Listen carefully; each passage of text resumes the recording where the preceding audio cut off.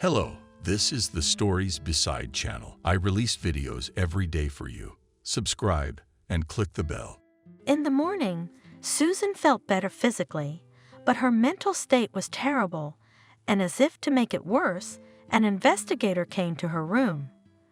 "I need to interview you." "It won't take long. Don't worry. I'm told you're feeling better. There's nothing further threatening your health." Easy for him to say. How can a man understand the condition of a woman who's lost a child? And the investigator continued, "The doctors told us that there is a poison in your body, quite rare.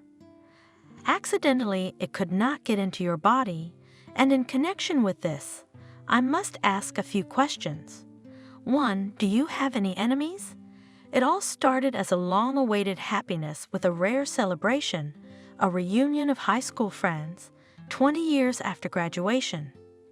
As it happened, Susan had never seen many of her classmates after graduation. Their school was in the old neighborhood, and just by the 10th grade, the families of many of the boys and girls got new apartments and moved away.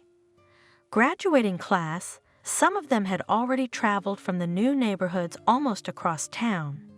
And after graduation, Susan's family left, and a new life began, an institute, new friends.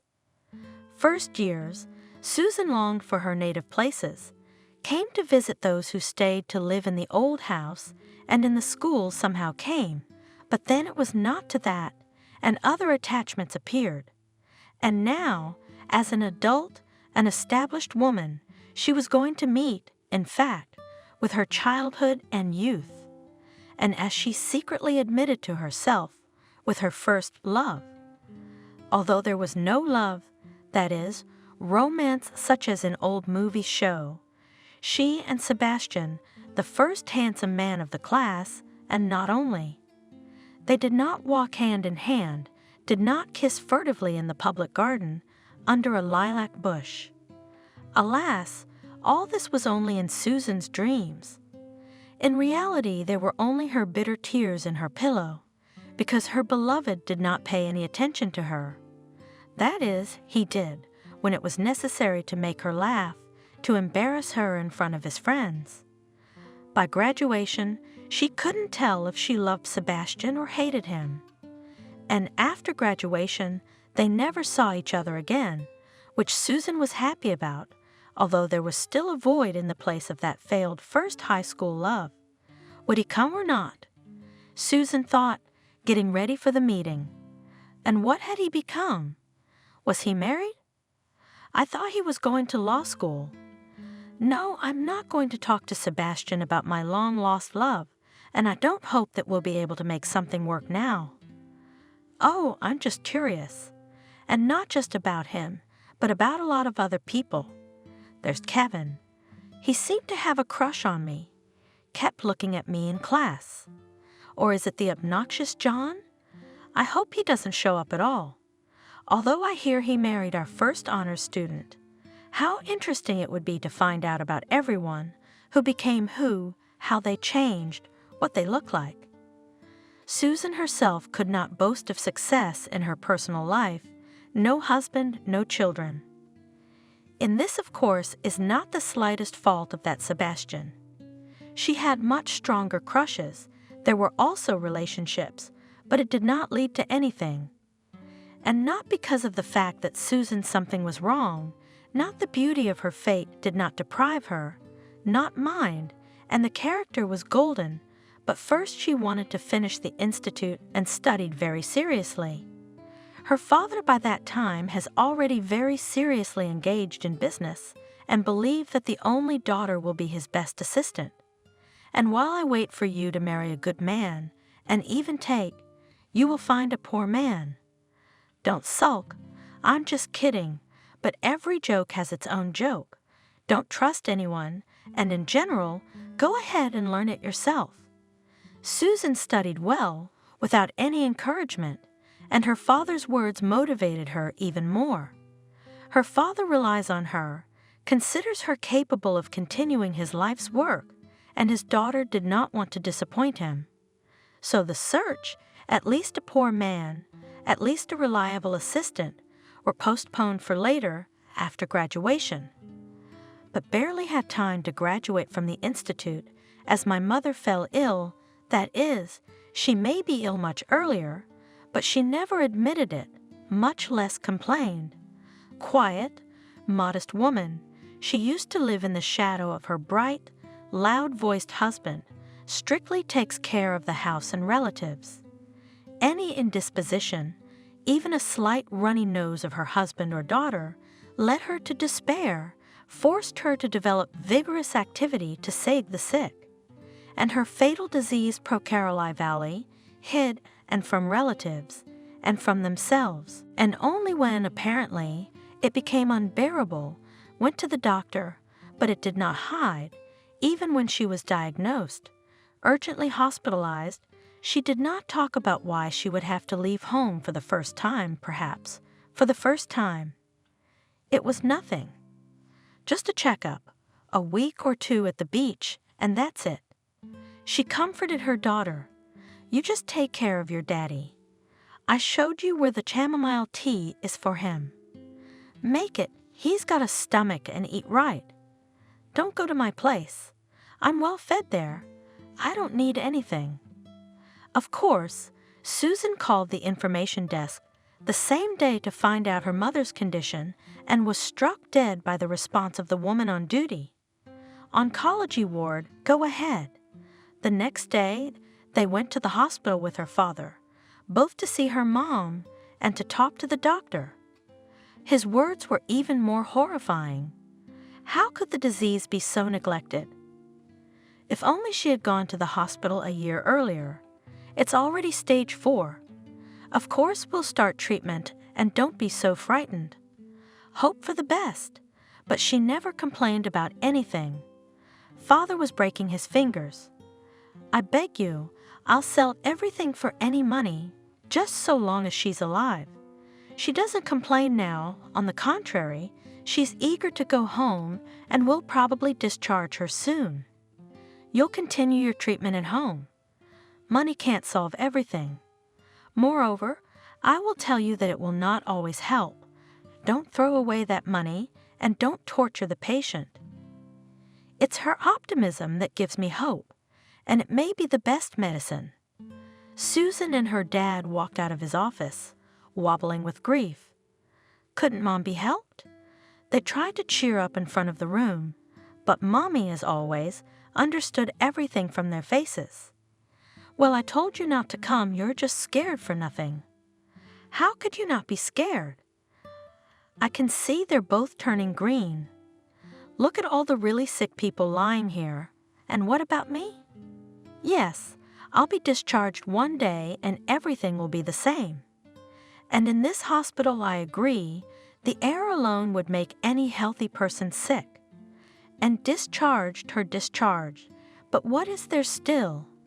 A terrible disease, every day changed Mom, took away from her strength, did not allow to hide her condition. At home she was treated, faithfully took medication, even said that she was getting better. But what better? A year later she collapsed. Susan had to quit her job, learn to be a nurse, a caregiver. Well, it's all for the best. If something happens, and you know how to give first aid and give a shot, my mom used to joke, although God forbid that these skills are needed. Be well, both of you, may you be well. Don't cry, my daughter. I'm not saying I'm dying. These pills are making me feel better.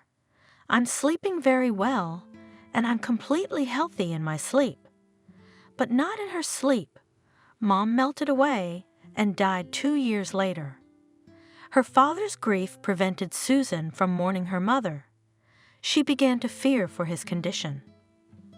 Always cheerful, active, not discouraged, he seemed to be deprived of the necessary nourishment. His wife's illness and on him and affected him not in the best way, and her death in general turned not old yet a man into a weeping weak old man, with shaking hands. How is it, my daughter? How come we didn't keep our mommy safe? Every now and then, he said. How could we live now, my dear? Susan was afraid that her father would seek solace in alcohol. But no, he didn't need it. He always looked like a drunk. Her daughter tried to bring him back to work, realizing that it was the only way to save her, but her father was no longer interested in anything. He went to work, frightening the employees with changes in his appearance and behavior, and Susan was already doing all the work. No matter what question or advice she asked her father, the answer was the same. "What difference does it make, Susan? Do what you want. You can't get your mom back. Then what's the point of all this?" In the end, Susan called a doctor. A person can't just melt from longing like sugar in boiling water. It turned out that in addition to depression, the father has a serious heart problem. A year later, after the death of his beloved wife, and father died, exhausted, as everyone who was aware of what was happening said, Susan became the sole owner and manager of the entire business. True, there were some kind-hearted people who wanted to become co-owners of the partners. What's a girl to do with a load like that on her own? "You'll ruin your father's business," they told her. But Susan wasn't such a girl. She was already 26, and for the last few years, she'd been carrying everything on her own, and she'd managed very successfully. On the other hand, they started coming around. "You need to get married. A year or two more and you'll be an old maid. Marry a reliable man, have a baby. That's your woman's business, and a husband can handle the business." They began to bring her grooms, and this Susan, completely disgusted from the thought of the need to arrange their own fate. Maybe among those young and adult men were worthy, maybe even dreaming of a relationship and marriage, but also about the company too in each. She saw some mercantile interest and recoiled with fear. She could not give her father's business in the wrong hands. And she herself did not want to become an annex to the firm. That's how she lived 10 years alone, not really burdened by loneliness. Well, yes, sometimes very much wanted to become, finally, the mother of the family, to take care not only of the business, but also of relatives, but with each passing year, the possibility of realizing this dream all weakened.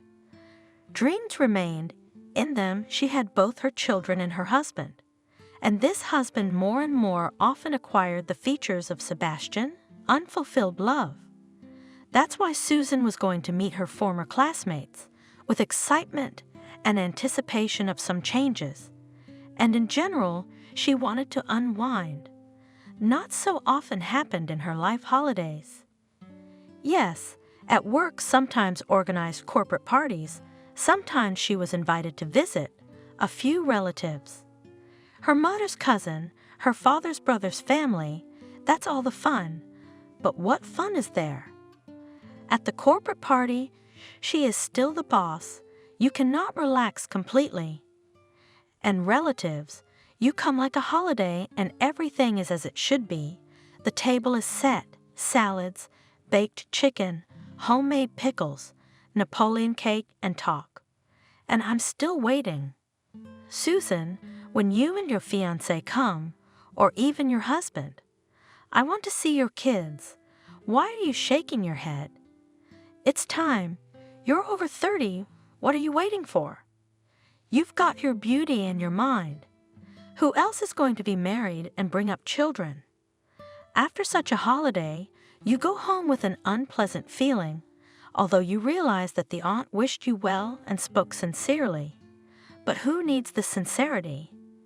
And here, after all, there was a meeting with those whom she had known many years ago as children, and now she was to see them as adults, but also to show herself and boast of her successes. Because Susan believed that not only family is the most important thing in a person's life. Yes, she is not married, but not because her 5 husbands left her, and she alone now brings up 5 children, and not because no one needs her. She may have other interests and other achievements, and not a small one, because in her business life she succeeded, and she looked very good. I remembered how my aunt sometimes sighed at the TV. I wonder how people age differently. That artist. We're the same age, for God's sake. Yes, she's 2 months younger than me, but you'd think she's 20 years younger. They're like dragonflies, and sometimes I can barely crawl. Well, you compared our life and theirs. Her husband consoled her. What about my life? I did not carry stones, and she not only vacationed at resorts. They have artists. Life is not sugar, too. Touring, rehearsals, all sorts of travel, and that not to mention the nerves. It's just that you can marry her, but I'm in a home for invalids. Tell me too, and who are you going to marry, bride? Uncle was joking. Jokes are jokes, but we must think about what Susan should wear tonight. Maybe, of course, in a simple, youthful way, in jeans and a sweater.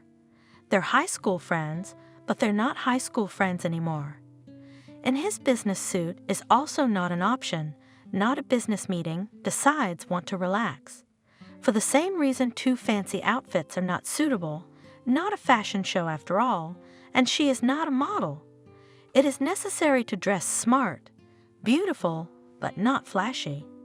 She's not going to arouse envy either, and in whom?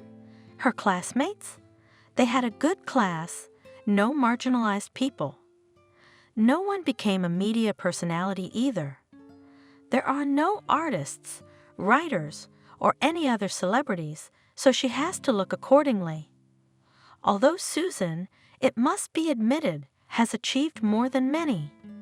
Yes, she has something to be proud of, but she is not going to show her superiority. She chose a beautiful dress, but not provocative. She also did her hair herself, quite restrained, with jewelry is not overdone, and was ready for the exit. The gathering of those wishing to take part was appointed at school in the assembly hall, and on the way to the school, a petite beauty rushed up to her. "Susan, you? Oh, you look gorgeous. You're so beautiful, and what a car. My husband dropped me off and left. What an asshole," chirped Doll Beauty, in which Susan easily recognized a former classmate. "Cindy, I'm so glad to see you're still so dainty." "No, I've grown 2 mosquito heads." Susan laughed happily. She was really happy to see the smallest girl of their class and to hear her doll-like voice. "Who's coming over there?" "Oh, is that James Clark? He put a frog in my briefcase in 6th grade, so I'm gonna get back at him. I think that's Molly and Robert. They got married. We have 4 couples. Can you believe it? Come on, let's go." Finally, everyone was gathered, seated in the auditorium, and the former students were greeted by the teachers who had grown old and sweet. It is even strange that 20 years ago someone was afraid of them, someone frankly disliked them. Also classmates, what kind of good grown-up people have all become? It's hard to imagine that once these same people were nasty, mischievous, and fought. Susan looked around furtively, but Sebastian was gone. One of the girls suddenly pulled out a thick notebook that looked familiar to many. "Look what I have here. This is the questionnaire that everyone here filled out in 10th grade. Let's remember what we were like 20 years ago, what we dreamed of, and who had what come true." Everyone leaned over the notebook with interest, hardly recognizing their youthful revelations. They regretted that most of the questions were not so interesting and important now. Well, who cares what movie I liked back then? Here, let's talk about who wanted to accomplish what. Here's Cindy. I want to be loved and be loved. Did it come true? It came true. I divorced my first husband, but through no fault of my own. It was a mistake, but I'm happy now. My second husband and I have true love and a beautiful daughter. Kelly, you wanted to be a kindergarten teacher. Did it work out? Unfortunately, no. At the insistence of my parents, I graduated from a technical college, But I don't work by profession. Only my own kindergarten. I had my third boy a year ago. Well, we'll make that count. Clara, a junior high school teacher, and how? Teacher, but high school. I'm trying to teach math to the same people we were recently. Even with the overachievement, well done. That's James, but there's a bit of a joke in there too. I want to be bold. I want to be brave. I want to rip your clothes off. Whose notebook is this? Yours, Lucy. You and James got married, and this one's a total hit. Now you're Susan. You're going to go to school and carry on your father's work? Yeah, I had to.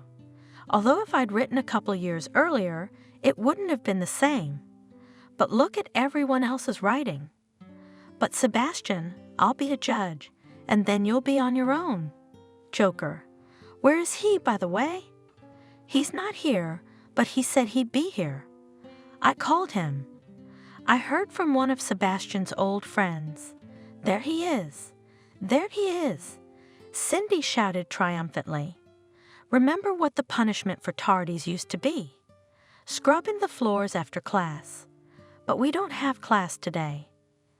Laughing, Sebastian, who showed up later than everyone else, shook hands, hugging, recognizing his grown-up friends. Susan stood up to meet him too, and for Sebastian it was as if everyone around him had disappeared. He was looking at her with that look she had longed for in the past, but now what? Now it's a grown, respectable man, probably married. That's why he was late. Probably asking for his wife, I guess. Hello, Sebastian, she said to break the stupor. Or what should I call you now? Your Honor? No, my dream didn't come true, although I became a lawyer. True, now without a job, just left the firm where I worked for 10 years. I just realized that there will be no development there. So I don't know what title I'll be honored with yet. And you and Susan, your ladyship now, you must be glowing? I won't be offended if you call me that. Susan laughed. She wanted to remind him how he had called her names in childhood, but she bit her tongue. There was no need to spoil such a wonderful evening. Meanwhile, the festive part was over. Everyone moved to the banquet hall, where the conversation became more lively. Then the dancing began. Sebastian, of course, invited Susan, and more than once. She, remembering that she was driving, refused alcohol, but she still felt drunk with happiness, back to the days of her long-gone youth. Her dream had come true. It was Sebastian who held her in his arms, her gently spinning head resting on his shoulder. After such a wonderful encounter, would they have to part again? He whispered compliments, spoke of his admiration, but nothing more. Susan already knew that Sebastian was not married, but apparently he didn't need her either. At the end of the evening, she decided to take matters into her own hands. Sebastian, take my card. Call me if there's anything wrong with the job. My old lawyer at my firm just quit 6 months ago. I hired a young one, 3 years out of college, you know. So I'm looking for someone more experienced. You're always welcome. And shortly after that evening, a new lawyer arrived at Susan's firm. To the great displeasure of the previous one, Alvin Togo was not fired, but was made Sebastian's assistant. The young man, also very smart, did not quit, but no one knew the true reasons. He stayed with the firm, having received, whatever you say, a demotion, not because he was afraid of being out of work. Good lawyers everywhere are worth their weight in gold. The reason was much deeper and more serious. Alvin was secretly in love with Susan. But it never occurred to her, but what kind of love would that be? The guy was 12 years younger than her, and small signs of attention, like the appearance of fresh flowers on her desk, a cup of her favorite coffee for lunch, she attributed it to the subtle courtesy shown by colleagues, and maybe Alvin himself, but only out of respect. Sebastian, however, began to court her quite openly, which delighted Susan. He did not seem to be burdened with loneliness, that is, she managed to convince herself of it. In fact, what are the difficulties of a single, but quite well-to-do, in addition, a city woman? There is no mowing in the city, as it was written in some book, and physical help was not needed. But lonely evenings, what is it like? Especially for a young, beautiful woman striving for an active and interesting life. Especially after 30, it became difficult. At first, Susan, demonstrating independence, boldly went alone to the theater, concerts, exhibitions. It seems that such events do not go to socialize with gentlemen, but alone turned out to be painful. One to come, at intermissions to sit in the hall, crumpling in his hand program, one to leave, and no one will not help to take off your coat, no one then will not get it in the check room, will not serve. Everyone goes in pairs and is so alert, attentive to their companions, but she is alone. No one to talk to on the way home, to discuss what we've seen and heard. No, it is better to sit at home, though alone, but no one knows it. And if we don't respond to the phone calls, then maybe they'll think that Susan's gone on a bender. So what? A woman is lonely. Take a walk, take a walk. For the same purpose, she sometimes bought herself flowers, and on ordinary weekdays returned with bouquets. Let them think she wasn't lonely.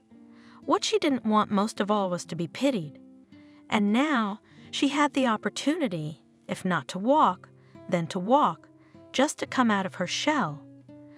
Rarely a day Sebastian didn't invite her to a restaurant, theater, or some other cultural event. And if they did without it, they just walked the streets and talked. So much news has accumulated over the past 20 years. That is not news anymore. But that's for whom, how? They had to get reacquainted. They didn't talk about their school past. Unfortunately, there was nothing to talk about.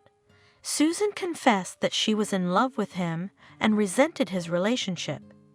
Yes, I was a fool, but honey, don't you realize I was head over heels in love? I didn't know how to express it. A lot of guys do that. Teasing, pulling pigtails. First grade, yeah, but 10th grade? But enough about that. It's funny to take offense at things that happened long ago. I mean, really, now that we're together, I can make it up to you, right? I guess so. And I guess I'm finally happy. Susan felt happy for the first time, and so did Sebastian, who was not only winning Susan's heart, he was almost the boss of the company. Not even a year later, the owner had written a general power of attorney for him, which meant that he had full control over all matters and finances. To the chief accountant's somewhat perplexed question, Susan replied, "What's the big deal?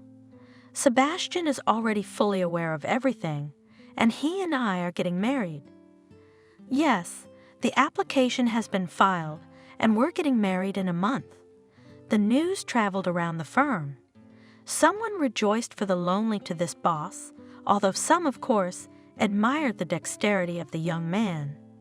And there was one person who was truly saddened by this news. Alvin. He still held the position of paralegal and was sitting idle more and more often, Sebastian less and less often privy to his affairs. It frustrated and annoyed the young man, but for the time being, he was dying to be near the woman he loved. Perhaps he hoped for reciprocity, that someday he would be able to confess his feelings to Susan.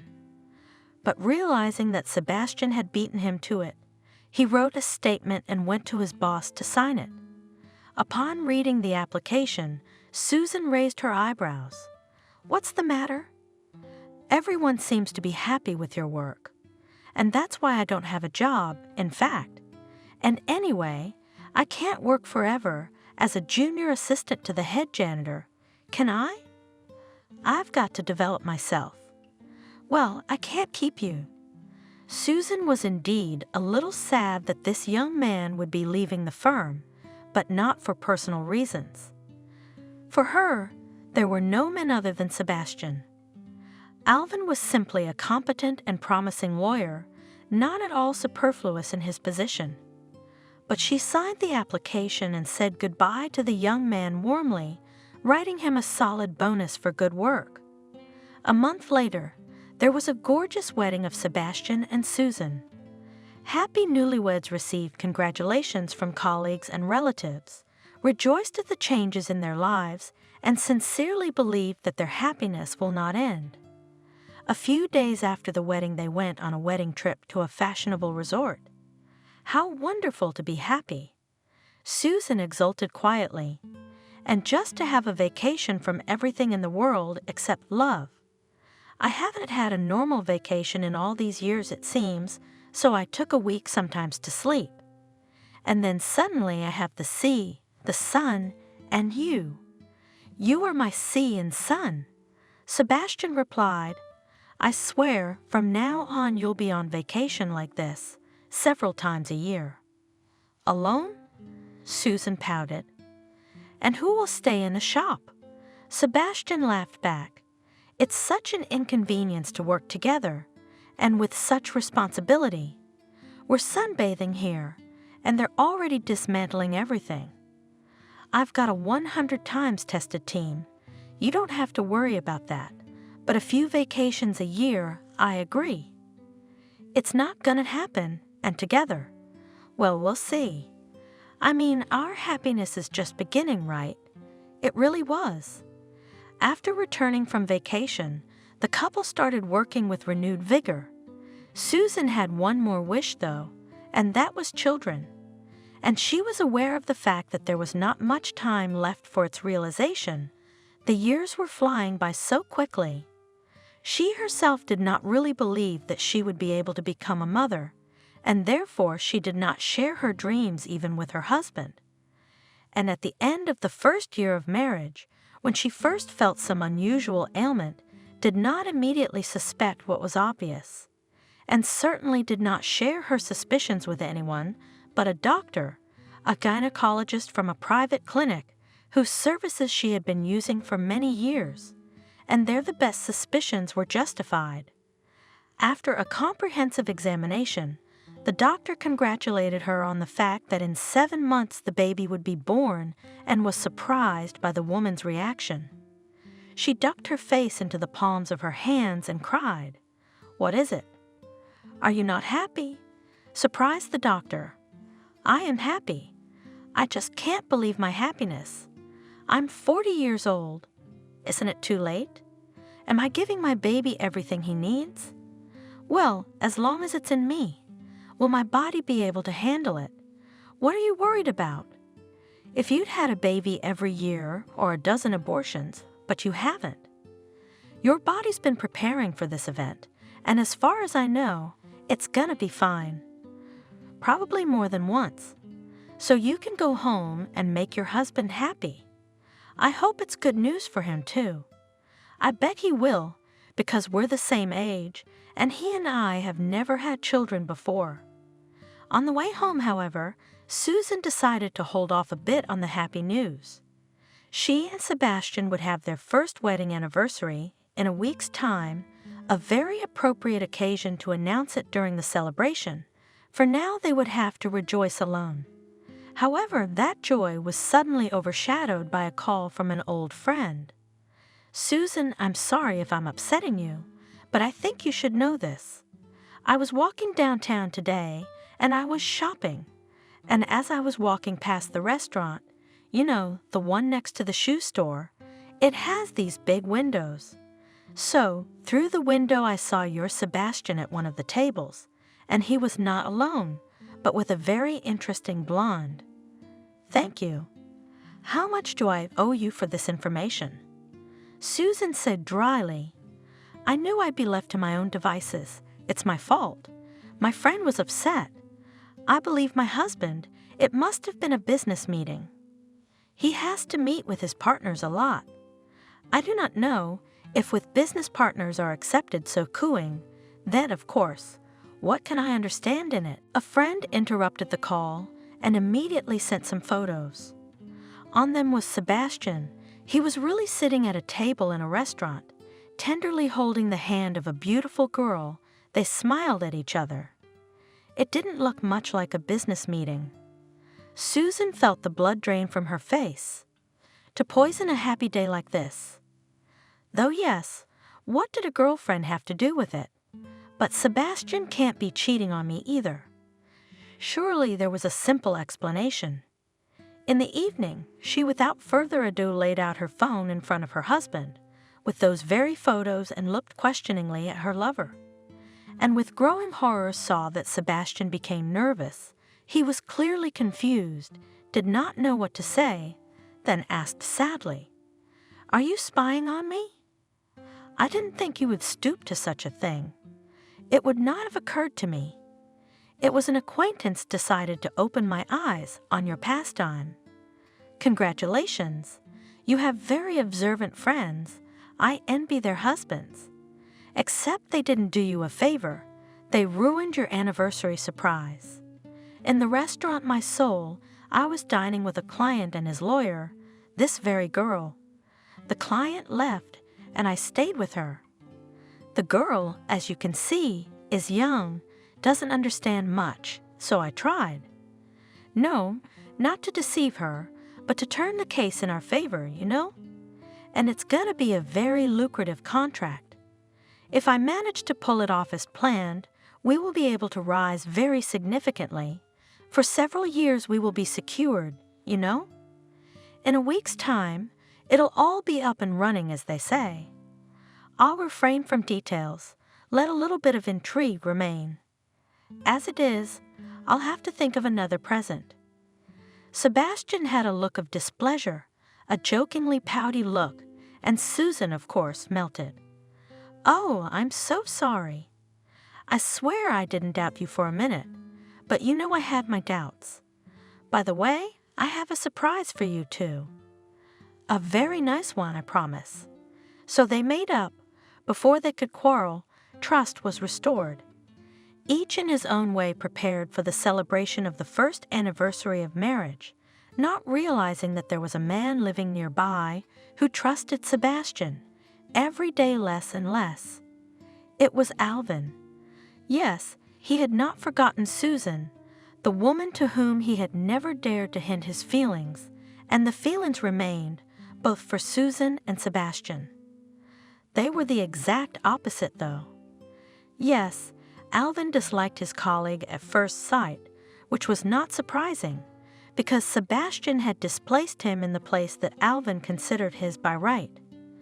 Perhaps the more senior lawyer had more reason to claim the place, at least experience, but that was well understood from the outside. The appearance of Sebastian, whose relationship with Susan was no secret to anyone, was a serious defeat for Alvin, and an even more serious reason not to like or trust the man. Working together, he noticed some oddities, but there was nothing he could do about it. No one listened to him. After he found out that Susan was marrying Sebastian, Alvin realized that nothing further depended on him. Now he could do whatever he wanted. Suspect his enemy of the worst sins. It won't change anything. Susan loves him, and Alvin. Well, Alvin? At his existence, she simply forgot before the door closed behind him. You shouldn't have dragged it out so long. You could have confessed sooner and let it be. Let's say she'd have laughed in his face, thrown him out of sight. So what? That's how it ended anyway. But then I'd know I'd done everything I could. And she would know that I'm not just an inexperienced lawyer, but a man who loves her and would do anything for her. And this Sebastian, well, I've worked with him. I've seen that he's not exactly a star. I don't know what he will bring to the case to which Susan gives all of herself, but that's their problem. It doesn't concern me anymore. These were the thoughts that plagued Alvin for quite some time after his dismissal. Why did he procrastinate and delay his confession when he had the opportunity to see his beloved woman almost daily?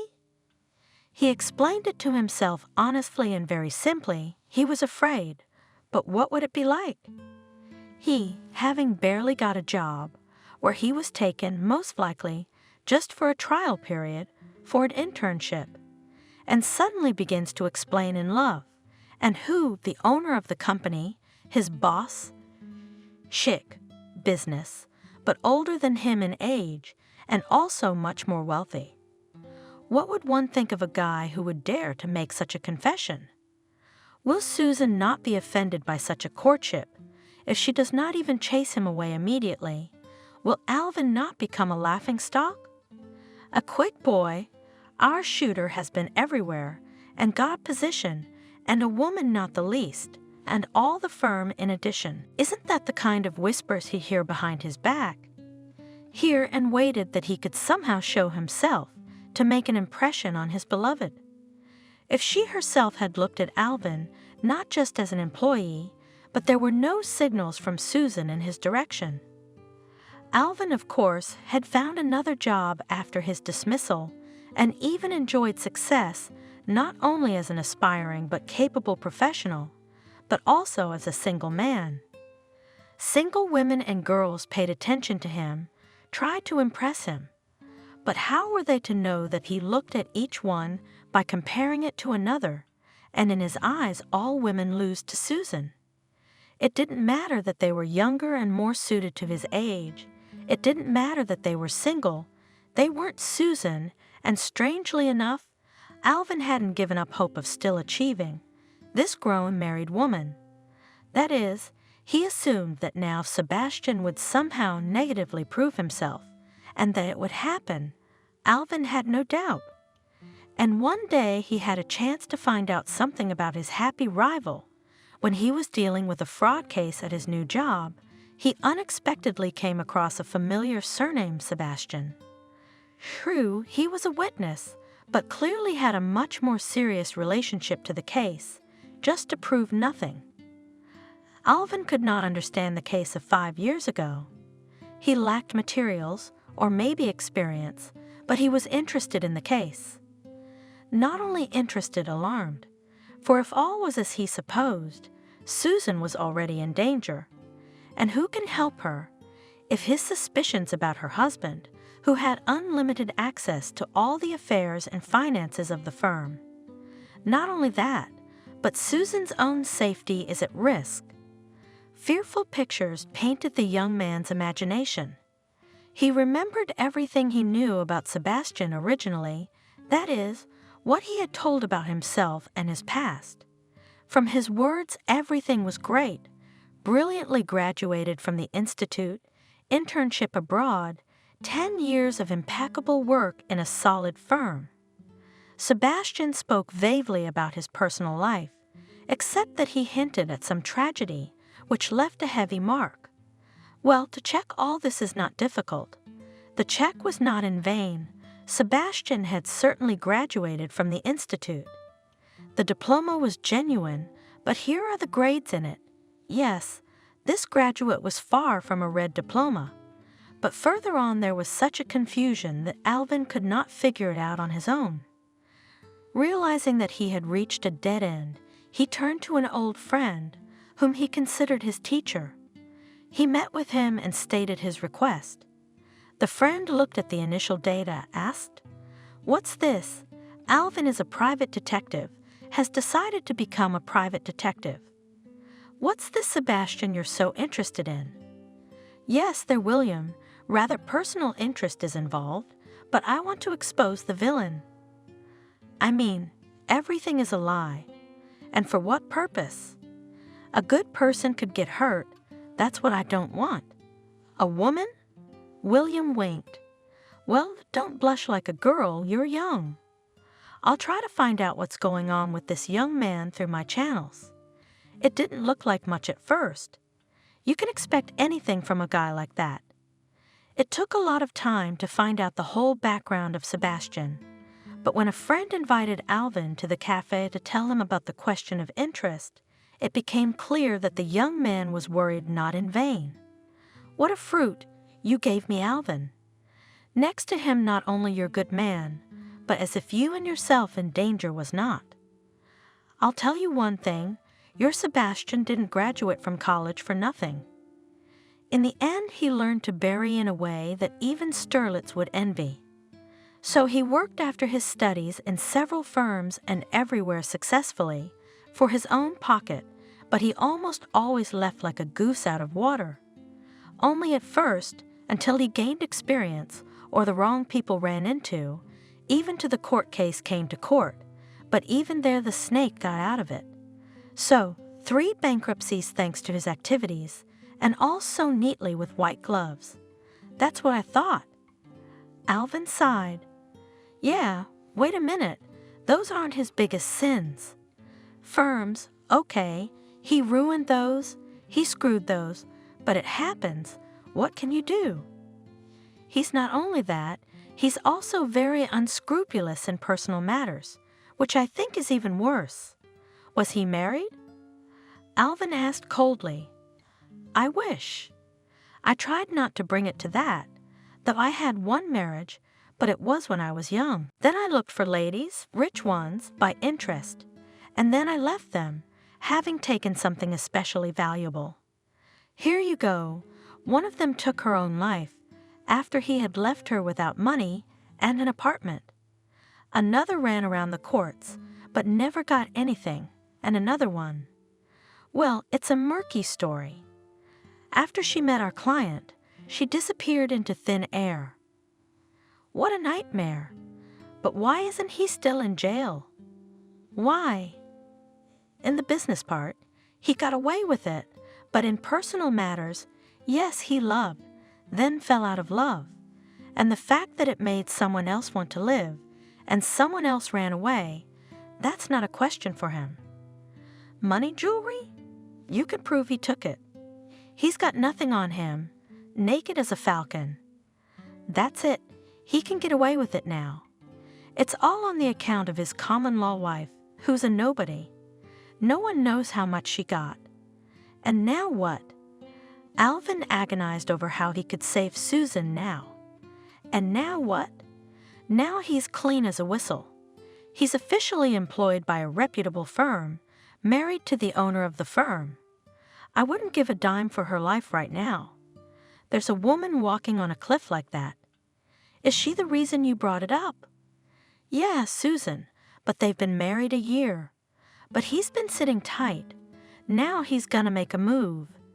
If this Susan means anything to you, you're gonna have to go to the rescue. But how do I know if she'll want to be saved? Alvin muttered to himself.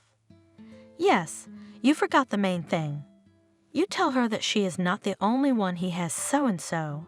He has a few years already, as they say now, a common-law wife. Well, that is, he has been with her for a long time and firmly, apparently, they have not only personal, but also business reciprocity. This girl works in a pharmacy as a pharmacist. She hasn't been caught for anything yet, but who knows? So I'd recommend not sitting at the table with him, just in case. Here are the coordinates of this great love of his. Just in case, ask around, it might come in handy. She just bought a car, by the way. And I doubt that on her pharmacist's salary, she does not deny herself anything. Alvin thanked his friend and left the cafe, completely dumbfounded by the information he had received. What to do now? How to save Susan? First of all, he decided to collect evidence, and for the sake of this he made a small surveillance of Sebastian. Now he knew the address of this civilian mistress in labor. It was not difficult. Soon Alvin had pictures of Sebastian helping the girl out of the car, walking with her under his arm, kissing her tenderly near the entrance. But what to do with it next? Just show Susan around. Meet up and tell her everything I've learned? Ask her to be more careful? Any of those actions might not accomplish the desired goal, and they could easily antagonize Alvin, but it was dangerous to hesitate, and he couldn't help but agree with his friend.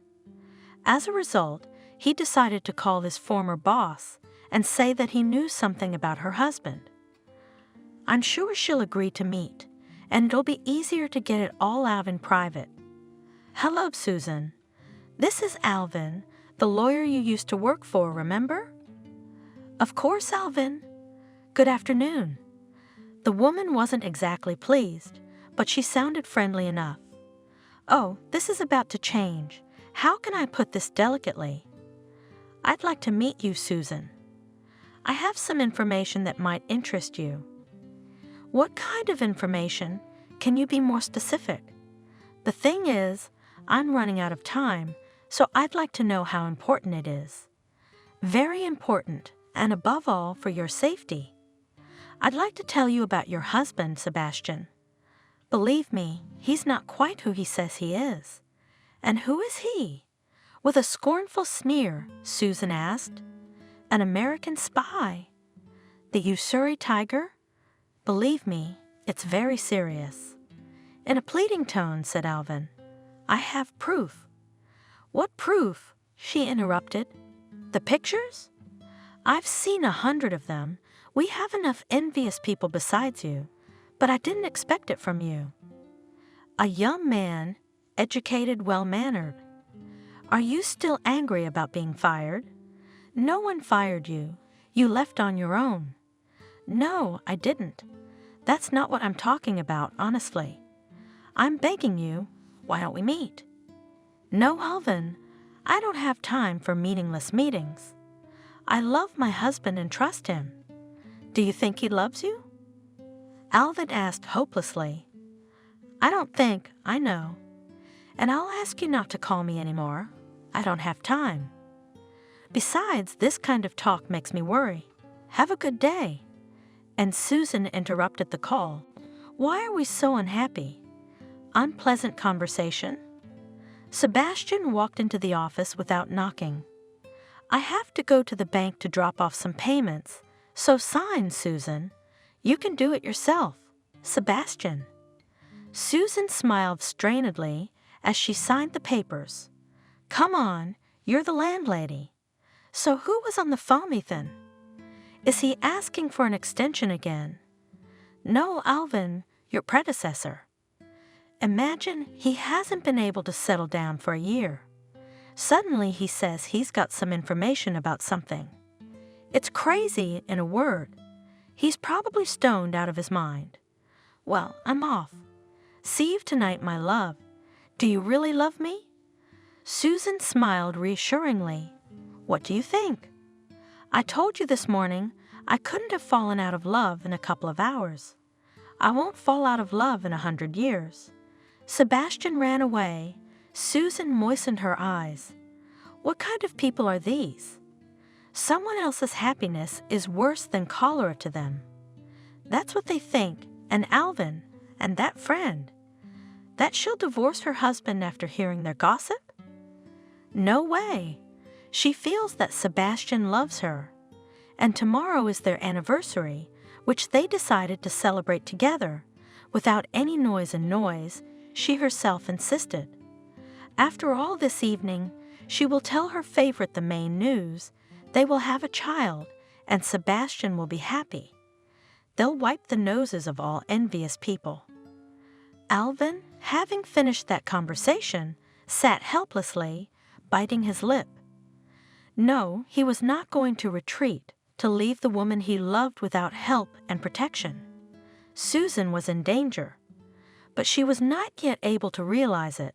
She loved her husband like those other, deceived, robbed women. But he will do anything to ensure that Susan is spared such grief. Yes, having ascertained everything, she will probably suffer a lot, cry, but she will be alive and well, and Sebastian, the scoundrel, will get nothing. Better still, if it were possible to put him on trial, he deserves it. So he'll go to Susan's office now, tell her everything he's learned from William. He'll show the photos, suggest a trip to the house of Sebastian's mistress, and he'd better catch the scoundrel there too. And then the poor woman will have no choice but to believe what he says.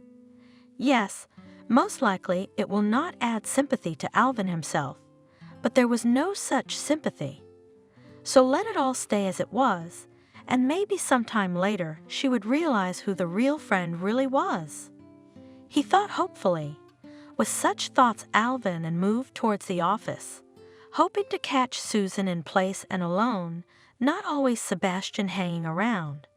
He was in a hurry, rehearsing in his mind the forthcoming speech, but Machine, as always, carefully watched the road. Alvin never broke traffic rules, and this time, coming to an unregulated crossing, he was sure that he had done everything right. He looked at the road, it was empty. But suddenly, when he reached the middle of the road, a foreign car almost silently came out of nowhere, and then there was a tearing pain and darkness. None of this Susan knew, of course. She was preparing to celebrate not only the anniversary of their life together, but also another, much more important event that only she knew about. It was decided to celebrate in a small, cozy restaurant, just the two of them. Susan, with a discreet glow, waited for the moment when she could tell her husband about her pregnancy. They ordered. Susan was very fond of different seafood. She ordered the pasta with ideas. While waiting to order, she couldn't resist pulling a pregnancy test out of her purse. And here was my anniversary surprise, and was unpleasantly surprised by her husband's reaction, the joyful anticipation on his face, suddenly replaced by bewilderment and fear. "What is this test? You mean you're pregnant?" he asked without any enthusiasm. "Are you not happy?" Susan was surprised.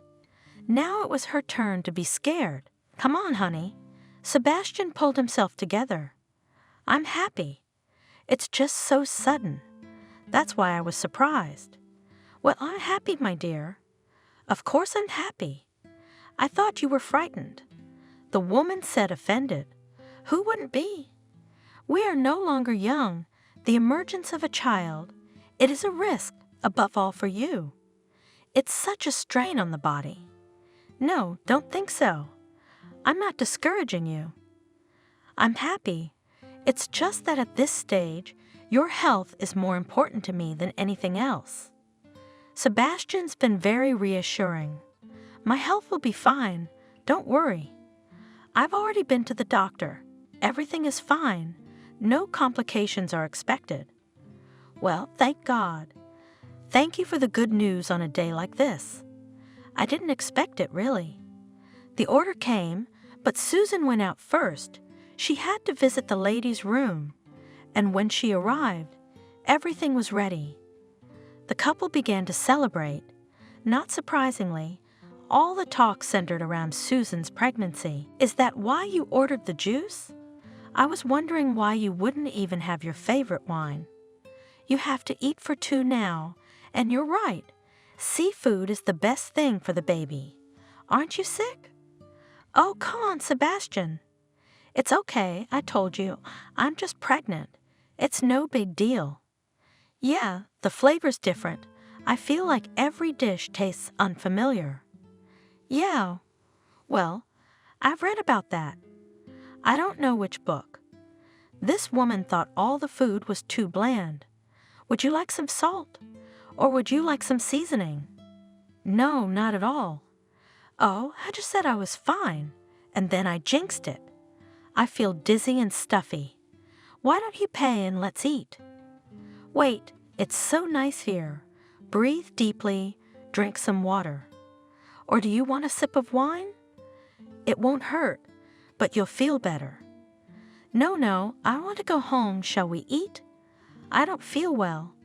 Susan was already feeling very ill indeed, and was surprised that her husband, who had just been so concerned about her health, was sitting so indifferently, looking at her not sympathetically, but as if testing her. "Sit down, don't spoil the evening." In Sebastian's voice there was a cold chuckle, but his voice came out as if through absorbent cotton. Everything was blurring in front of her eyes. Susan tried to get up, but her legs buckled, and she fell as if she had dived into some suffocating blackness. An ambulance was called, and Susan was taken unconscious to the hospital, where she was immediately admitted to the intensive care unit. Only the next morning, the woman regained consciousness. She remembered everything: the restaurant, the seafood. "I'm sure she's poisoned. That's why I thought the flavor of those mussels was so weird. I'm gonna sue that restaurant. Oh my God, my baby!" The doctor came in, checked her reactions, calmed her down. There's no further danger to her health. It was a serious poisoning, and you're lucky the doctors were called quickly and responded appropriately. And that you didn't drink alcohol, or they wouldn't have been able to save you in time. But your child was less fortunate. You unfortunately lost him. How? That can't be true. I needed that child so badly. Is it because of the Dan mussels? I'm afraid the mussels had nothing to do with it. The doctor shook his head. I have already informed the police. A rare and dangerous poison has been found in your stomach. When your condition stabilizes, an investigator will come to see you. What condition? What investigator? My baby. Oh my God, I've been waiting for him. And Sebastian? She realized. Is my husband here? Did he poison himself too? No, he didn't come. And I think he's fine. Don't worry. Susan had nothing to worry about. Her long-awaited child would never be born. Here's Sebastian. Why doesn't he come? Yeah, well, they probably just won't let him in the ICU. They'll move him to the ward and they'll see each other. She was transferred to the ward the next day, but the first thing that came was not her husband, but the investigator with his questions about whether she had any enemies. What enemies? Not the waiters, not the cooks. No one knew I was going to be in this restaurant. Susan exclaimed, and Sebastian suddenly stood before her eyes. He looked at her, questioningly, and urged her, "Have a sip of wine. Let's sit down. Don't spoil the evening." So he wanted to keep her in the restaurant, wanted to aggravate her condition? But that can't be. Sebastian is her husband. He loves her. He was happy about the baby. And what did Alvin say about the danger? Why does Sebastian not come? For if they saw each other, all doubts would be shattered. She felt sick again and interrupted the investigator with an irritated question. "Are you trying to get the restaurant workers off your back? It's clear that I poisoned myself with their seafood. It tasted weird to me right away. The remnants of the dish you didn't eat were sent for examination. They were found to contain poison." The investigator sighed. It had nothing to do with the mussels or the rest of the food. Susan dialed her husband's number, but he didn't answer. Probably busy or driving to my place. Hopefully, the woman thought. But Sebastian did not arrive, and his phone was subsequently turned off. There was no strength to think about what it meant.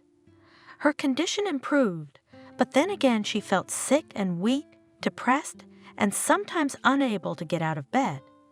Only after 2 weeks, Susan felt that she could get up, walk, live on.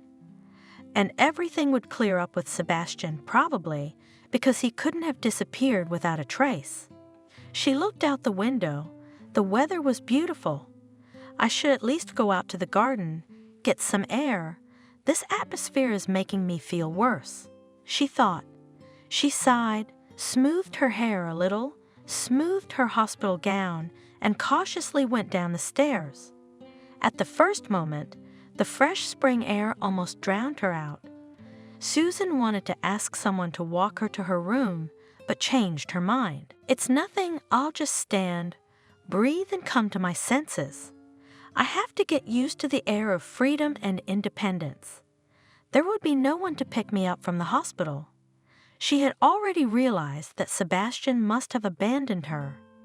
It was up to the investigators to determine how much he was to blame for what had happened. Susan did feel better, and she wandered slowly down the path, enjoying the rays of the sun, the pictures of waking nature. She didn't want to think about bad things, but nothing good came into her head, so she enjoyed the peace and thoughtlessness. The other patients were wandering the street, some alone, some apparently with relatives who had arrived. Suddenly her gaze caught on some familiar face, Alvin.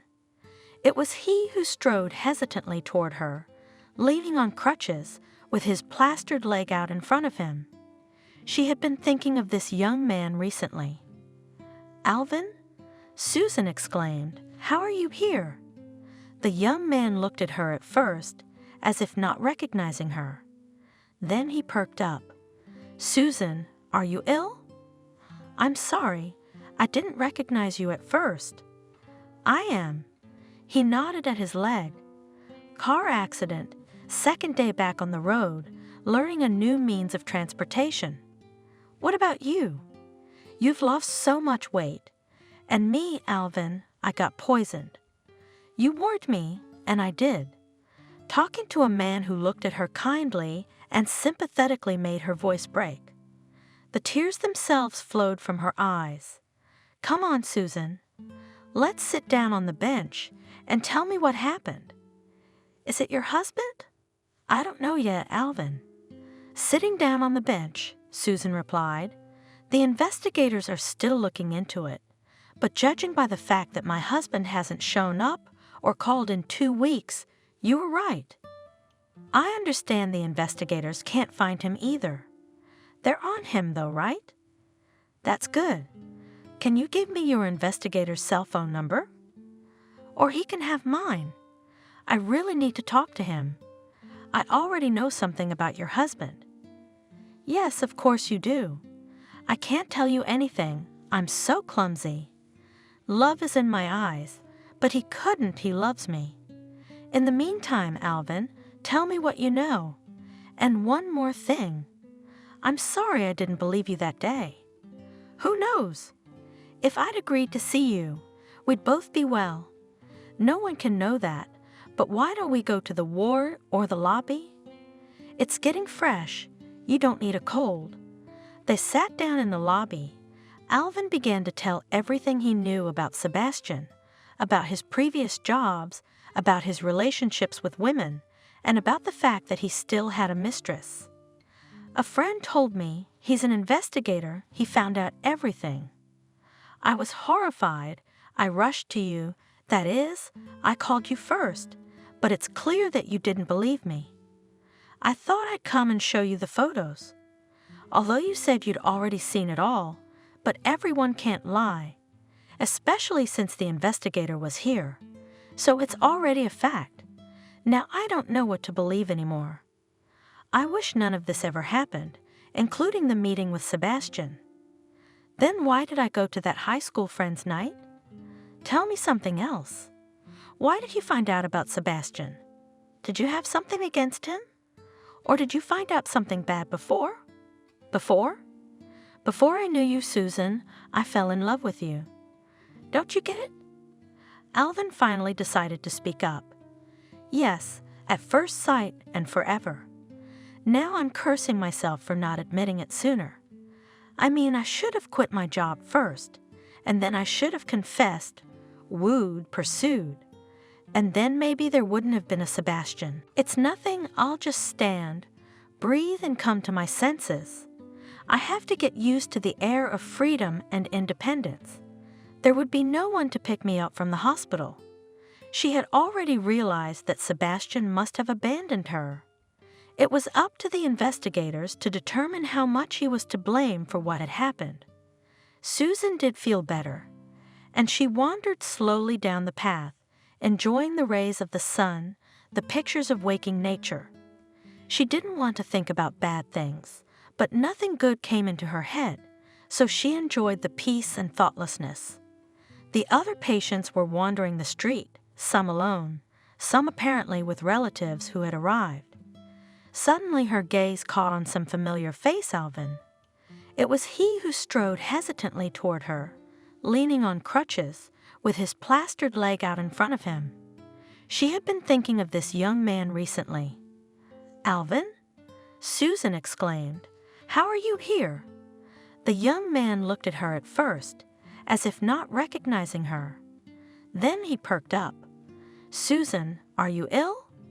"I'm sorry. I didn't recognize you at first." "I am." He nodded at his leg. "Car accident, second day back on the road, learning a new means of transportation." "What about you?" "You've lost so much weight. And me, Alvin, I got poisoned." "You warned me, and I did." Talking to a man who looked at her kindly and sympathetically made her voice break. The tears themselves flowed from her eyes. "Come on, Susan. Let's sit down on the bench and tell me what happened." "Is it your husband?" "I don't know yet, Alvin." Sitting down on the bench, Susan replied, "The investigators are still looking into it, but judging by the fact that my husband hasn't shown up or called in 2 weeks, you were right." "I understand the investigators can't find him either." "They're on him though, right?" "That's good. Can you give me your investigator's cell phone number? Or he can have mine. I really need to talk to him." "I already know something about your husband." "Yes, of course you do. I can't tell you anything. I'm so clumsy." "Love is in my eyes, but he loves me." "In the meantime, Alvin, tell me what you know. And one more thing. I'm sorry I didn't believe you that day. Who knows? If I'd agreed to see you, we'd both be well. No one can know that, but why don't we go to the ward or the lobby? It's getting fresh. You don't need a cold." They sat down in the lobby. Alvin began to tell everything he knew about Sebastian, about his previous jobs, about his relationships with women, and about the fact that he still had a mistress. "A friend told me he's an investigator. He found out everything. I was horrified. I rushed to you, that is. I called you first, but it's clear that you didn't believe me. I thought I'd come and show you the photos. Although you said you'd already seen it all, but everyone can't lie, especially since the investigator was here. So it's already a fact. Now I don't know what to believe anymore. I wish none of this ever happened, including the meeting with Sebastian. Then why did I go to that high school friends' night? Tell me something else. Why did you find out about Sebastian? Did you have something against him? Or did you find out something bad before?" "Before? Before I knew you, Susan, I fell in love with you. Don't you get it?" Alvin finally decided to speak up. "Yes, at first sight and forever. Now I'm cursing myself for not admitting it sooner. I mean, I should have quit my job first, and then I should have confessed, wooed, pursued, and then maybe there wouldn't have been a Sebastian." Alvin? Susan, who had suspected something like that before, but thought it was just a normal youthful interest in a mature woman, was astonished. "But what are you talking about? I'm much older than you. It's just indecent." "What's indecent? Love? No, whatever you want, but you're the only one for me for all time." "What's age got to do with it? Men get old sooner, and now we look the same age. Ask anyone. So right now you, Susan, look half my age. A fragile, confused little girl next to an old man on crutches. But even so, I'll always protect and support you. Oh, Alvin, you have no idea how grateful I am for such words, and for everything you've done for me, but I assure you, your infatuation will soon pass. All young guys fall in love with older women, a lot of them. And it's important for women not to imagine things because it's so painful to be disappointed. I've been in love for almost 3 years. Is that not an argument? You married someone your own age and what? Didn't you get any disappointments?" Alvin shouted, but then he realized it. "I'm sorry, Susan. I'm sorry. I didn't mean to offend you. I mean to remind you of something you'd rather forget. I'm not offended, Alvin. The truth is not offended, but let's forget your confession. It's not worth it. I'll never forget it. No, I'm not gonna run, jump, after you on my 3 legs. I realize you're not in the mood for that right now, but you should know that I'm always here to help you with whatever you need. I'm glad I could admit it. I'm sorry, Alvin, that I can't do anything to answer your confession, Susan said tiredly. I'll call the investigator tomorrow morning, tell him about you, give him your phone number. You have no idea how grateful I am for everything, and for your confession too. Now let's go to our rooms, or the nurses will lose us.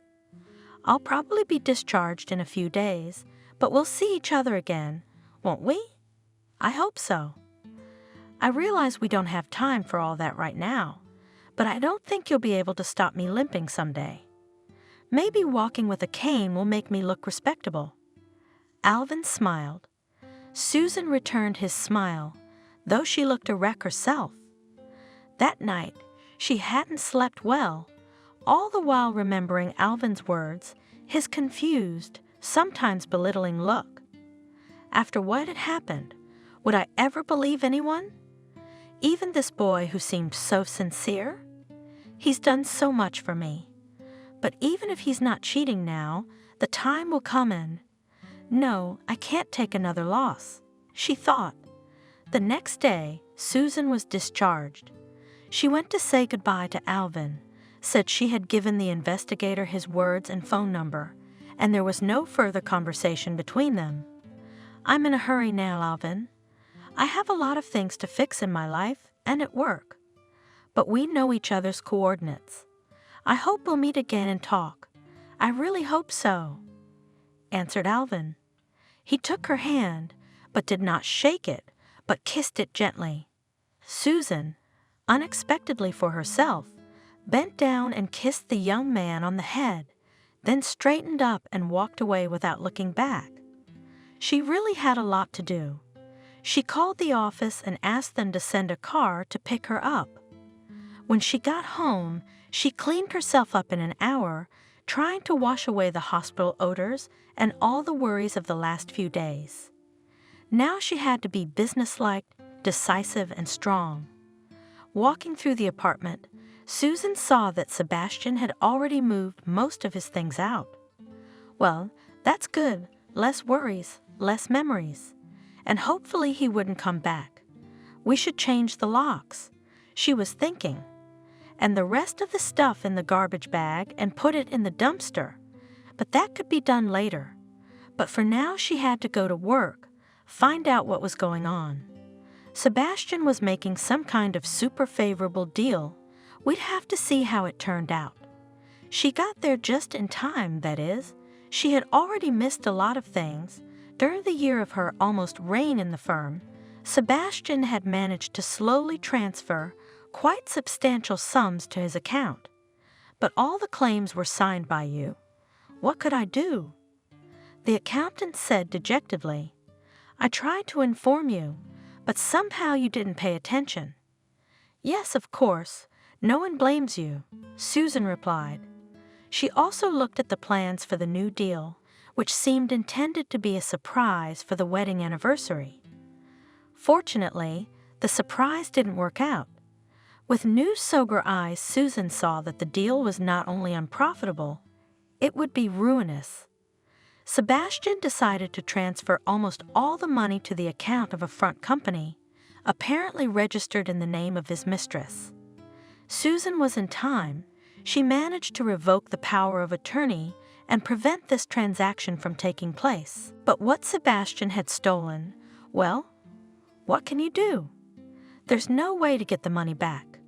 But he'll have to answer for what he's done, and his mistress probably will too. It's unlikely he got the poison himself and poured it into her muscles.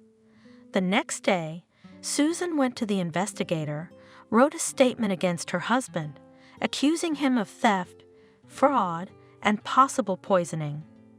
She realized it would be difficult to prove anything, but her husband's past should have motivated law enforcement to track him down and try to prevent at least future crimes. This time the police, who had long tried to tie this man to any real crime, were quick to act. Sebastian and his mistress were detained at the airport. They already thought that the deed was done. Only happiness awaited them further, and the detention was a very unpleasant surprise. After all, they were already ready to celebrate their victory, anticipating a rich and happy life abroad. Yes, that Susan was still alive was a setback. Oh, Sebastian, I told you we should have kept her in the restaurant as long as possible and talked her into a drink, but I'm worried. Who knew that old fool would get knocked up? She's almost 40. A decent woman should be babysitting grandchildren at that age. Anyway, I called the hospital. They said she's in serious condition. I don't think she has time for that now. Well, everything's fine, and we'll be happy and free soon. The main thing is to get the principal into my account on time. Just during this conversation, the police approached the couple and asked them to follow them.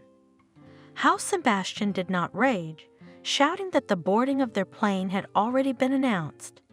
How his mistress did not beg him to let her go at least, as she has nothing to do with this man. Both were detained and taken to the detention center. Sebastian, outraged by the betrayal of his mistress, was not going to vindicate her. "What a bastard you are, Lara!" he shouted. "You have no relation, then? That's the man I've become. You want to blame it on me? Well, don't. What did you get my money for?" "What money? What else are you thinking? You planned the whole thing. You turned it around, and now it's my fault. No way. You can't put me away for nothing." The bickering continued at the confrontations, tiring the investigators to no end. However, thanks to these mutual accusations, a lot of information on the merits of the case became known. The role of Lara in the affairs of Sebastian, the degree of guilt in the poisoning of Susan became clear. "Did you really mean to kill your wife?" asked the investigator, who had seen a lot of things in his life. "Aha! I lived with her for a year and I wanted to. If I'd wanted to, she'd have been dead in a week. I wasn't even going to get a divorce. I could still use her. It was that snake. How did I know what she gave me in the bottle? She said Susan would just pass out and forget things, make it easier for her to manage. Don't listen to him anymore." Lara sobbed. He begged me to give him something to make that fool go away. "I told you not to pour out too much, half the visor only. And then she'd just get a little sick, and he'd transfer all the money to himself while his wife was in the hospital and go far away. He was the one who decided to pour it all out, especially since she was already pregnant. Susan really wanted to meet her husband, and the opportunity came, also in the investigator's office. The woman looked bitterly at the man she had loved so much in her youth and recently. After all, she thought that she would live with this man all her life, that they would be happy. "Tell me only one thing, Sebastian. How could you?" she asked, no longer hoping for an intelligible answer. "I could what?" "You couldn't. That's why I'm sitting here now." The man grinned. "That's not what I mean. You killed your child." "What baby? Did I ask you for one? Have you thought about whether I need a child?" "What do you mean you asked for it? Marriage is about having children." "No, but I still thought you were smarter than that." "What marriage? What kids? Now you think we had a bourgeois marriage. We had a union of interests. You got your share of happiness at your age, and I got my share of money. And if you hadn't been such an impenetrable fool, we would have parted too, to our mutual satisfaction. You should be grateful to me now that I got rid of that baby. An elderly single mother, wouldn't you agree, is not the best character." Sebastian looked at her defiantly and mockingly. "You were after me on purpose, weren't you? What if I hadn't come to the class reunion then? You've got a lot on your mind, sweetheart. I didn't even know about you. Well, you came along, so what's to miss? If it wasn't you, it would have been someone else. How many of you fools, who in the pursuit of money at 40 years old remembered that it would be nice to get married. You want love, and I'm a kind man. Give you love, but you have to pay for everything so that I could provide everything for the one I really loved. You could work. You had an education, right? So I worked as hard as I could. For you, working means working hard, letting life pass you by. But some people have other interests. So you dragged your sweetheart into it. You'll both go to jail now. Isn't that what you call life passing you by? Susan still couldn't understand what he was looking for. Well, we'll sit. We'll do time, but we'll get out. They won't give us a life sentence. Don't worry about us, honey. Worry about yourself now. You'll spend the rest of your life alone. Susan was not going to appeal to his conscience. There was no point in appealing to such people. Well, you're not afraid of the court. You're not afraid of prison. But there's another court, God's court, and there's a harsher sentence waiting for you. But this apparently did not frighten Sebastian at all. At these words, he simply laughed in the face of the woman who loved him so sincerely. She learned more about his pranks during the investigation. Yes, she is not the first victim of her lover. Such numbers he has done before. In recent years, he really paired with Lara, his accomplice, whose education and place of work allowed to neutralize in time, trusted women, slipping them various drugs. He could not achieve a stable income through work because he had failed in his profession. He studied with difficulty, and at the first place of work he showed himself so that he got into the unofficial blacklist. The first serious check it could easily reveal. But Susan herself brought him to her company, so the personnel department accepted him without any checks. A friend of the missus. What are you talking about? As a result, Sebastian, for 2 years of work, managed to conclude several fake contracts, very even decent to heat his hands. And only Susan, blinded by love, did not see it, almost paid for it with her life and lost, perhaps, the only opportunity to become a mother. Now she remembered all the little bells that could have prevented the final tragedy. Not even bells, but bells rattling. Still she remained deaf, blind. Poor Alvin. He had warned her, and she had told Sebastian everything. Wasn't that why the boy was still in the hospital? Maybe that accident wasn't an accident either. Alvin was in the hospital. Susan visited regularly. He was recovering quickly from his injury, although the doctors warned that the limp might be permanent. He and Alvin had become real friends, though the young man clearly wanted a more important place in her life.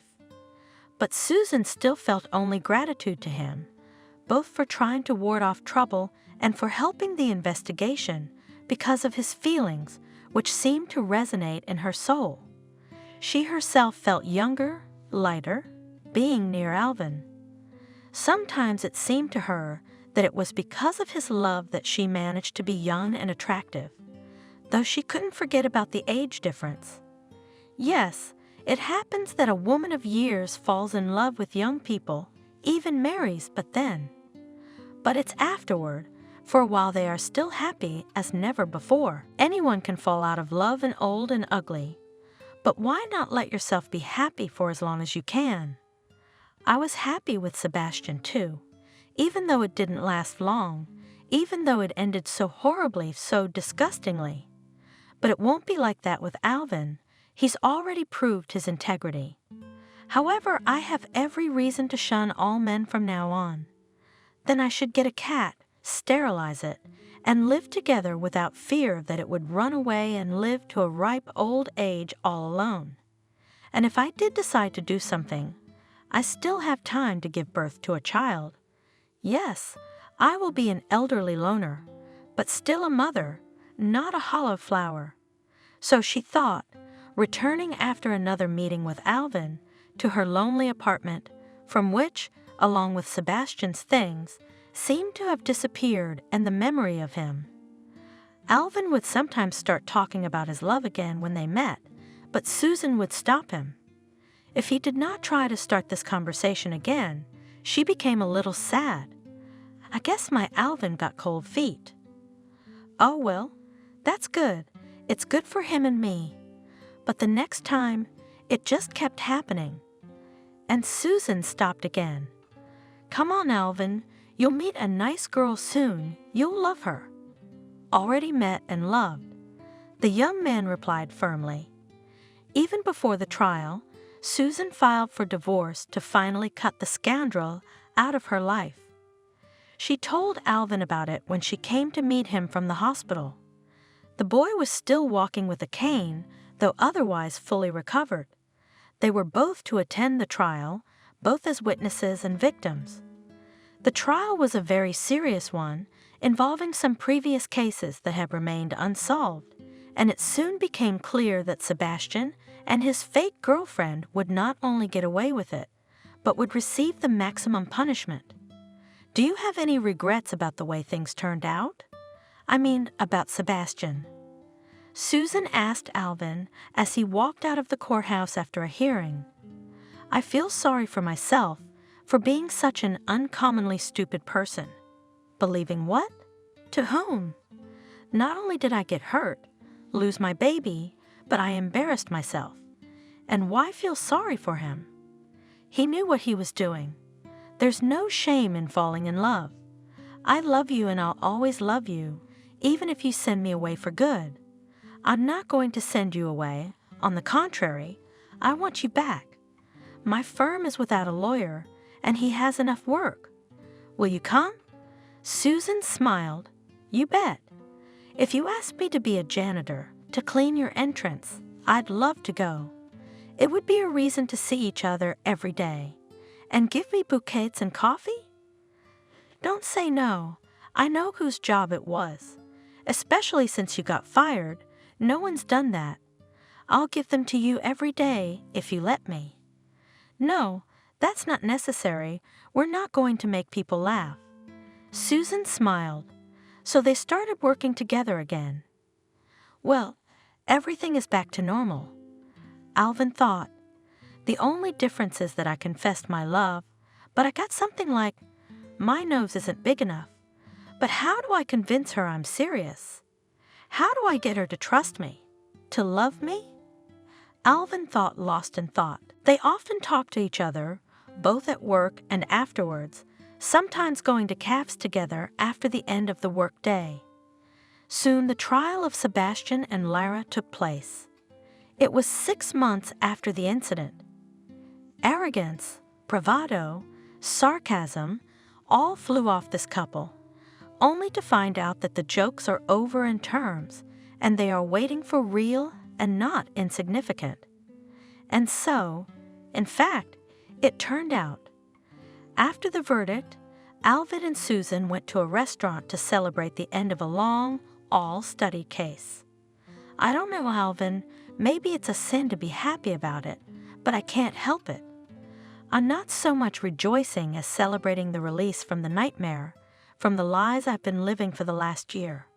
And I really, really hope that nothing like this will never happen again in my life. I don't even want happiness. I just want release from the nightmare. I'm so tired, if you only knew. And so grateful to you for being there for me. I'm sorry I didn't believe you right away. I didn't pay attention to what you said. It would have been funny if you believed me right off the bat. Besides, I could be wrong, but I'm still the party that wants you to be okay and not have him around. And I believe you'll be very happy. I want to make you happy. No, seriously. Susan, is there any hope for me? Do I? Can I hope that for at least 5 years your feelings won't change? No, wait, don't say anything. 5 years is nothing, but they'll flow differently for us. You'll mature into a serious, solid man, and I'll be 5 years older. Oh, you again? I told you, it doesn't matter. Alvin was very tense as he decided to finally clear the air about the relationship. If Susan and this time will answer with a refusal, citing the age difference, he did not know what to do. just get out of her life, not to annoy with his confessions and himself, and not to torment in vain hopes. Yes, that would probably be the best course of events. How many rejections do you get? They do. Susan crumpled her napkin nervously. Marry me? Alvin took the ring box out of his pocket and placed it on the table in front of her. I can't live with this uncertainty anymore.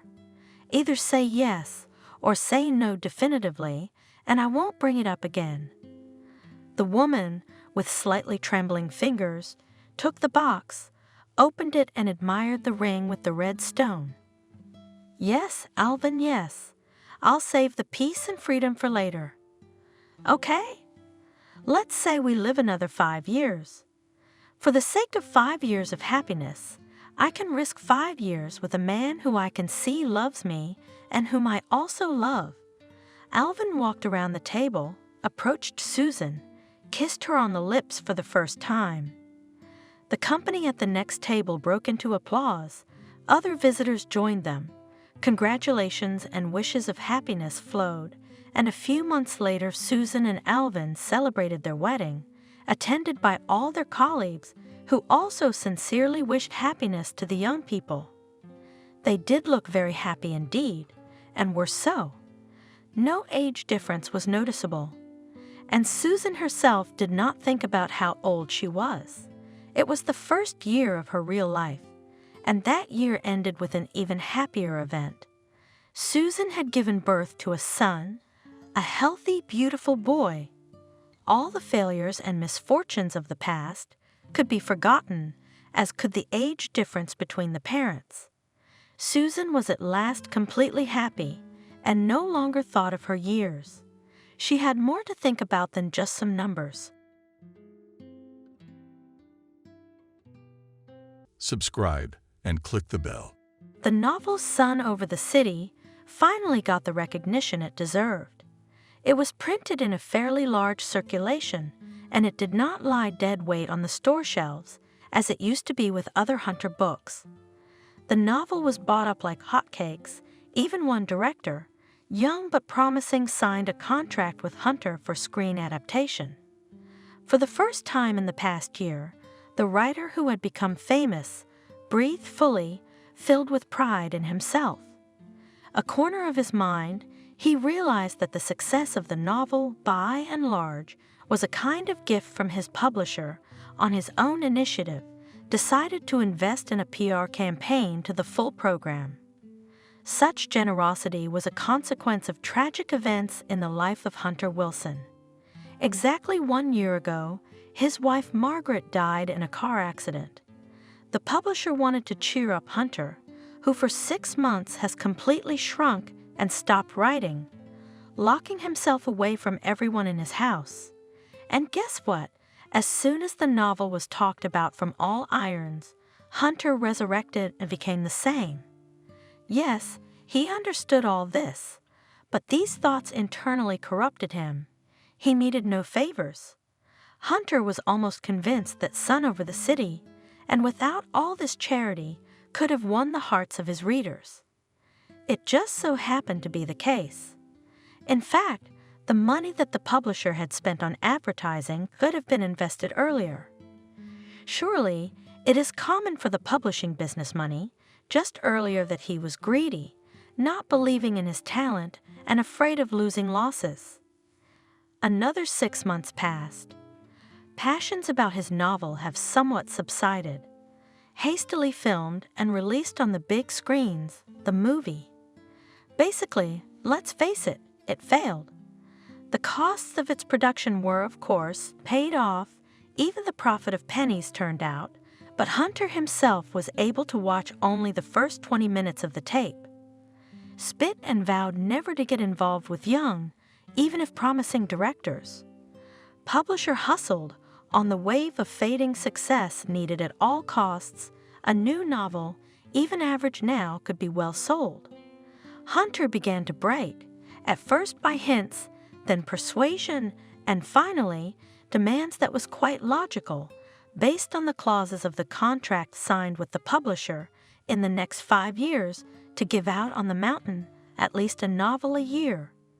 The advance payment was given to him, and it was just a matter of taking a pen and paper and sitting down at his desk. Hunter couldn't type on the computer because he didn't have enough speed. His fingers couldn't keep up with the heated thought. At first he wrote on paper and gave 15-20 pages to his secretary, and the case in such a tandem got along quickly. But this time Hunter's thought barely moved, and he didn't want to see anyone near him, so he decided to write electronically. At times, mysticism became a trend. This summer, sales of a thriller with the presence of the otherworldly showed good sales, and the next book the publisher ordered Hunter in this genre. But this is not quite his niche. He could write good detectives. Even fiction turned out quite tolerable. But to pure mysticism, such he never wrote, but in the end, thought Hunter, it is not important what to write about, and it is important as he will write. In his head formed a plot about poltergeist, which pursued one unfortunate family wherever it did not escape from him. At the same time, all those who tried to help this family, uncleanness also began to harass. So in the end, those who wanted to get involved in the affairs of the family, there was no one left at all, and between its members increased strife, nerves, resources were exhausted so much that it was time to go begging. But somehow one day, no, one beautiful night, and Hunter couldn't think of anything else. The finale should be grandiose, unpredictable, and partly returning the reader from fantasy to reality. But already the first chapter immediately went wrong. 5 variants of the beginning were mercilessly erased and deleted even from the trash. The publisher began to inquire about the progress of the work twice a week. It was the beginning of July, and summer would slip away along with the current trend. Autograph sessions still had to be arranged. Acquaintances and strangers alike continued to take notes on social media and snip phones.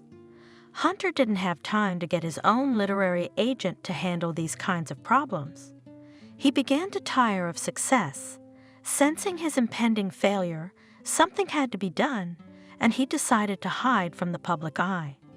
With the money accumulated in his work, he bought a house in some wilderness, warned everyone not to dare to touch him, at least in the next 2 months, and left, taking with him only bedding, a laptop, and 3 cases of Irish beer. Arriving at the place where he was met by the real estate agent who had handled the deal from start to finish, Hunter couldn't believe his eyes. It was that rare occasion when everything looked much better in real life than it did in the photos. The house was beautiful. A road surrounded by coniferous forest led to it from the town, tightly adjoining the steep shore of a huge lake. The shore had no guardrails, and the agent warned that in especially rainy weather, drive carefully because you could slip and fly 15 meters down, right onto the rocks.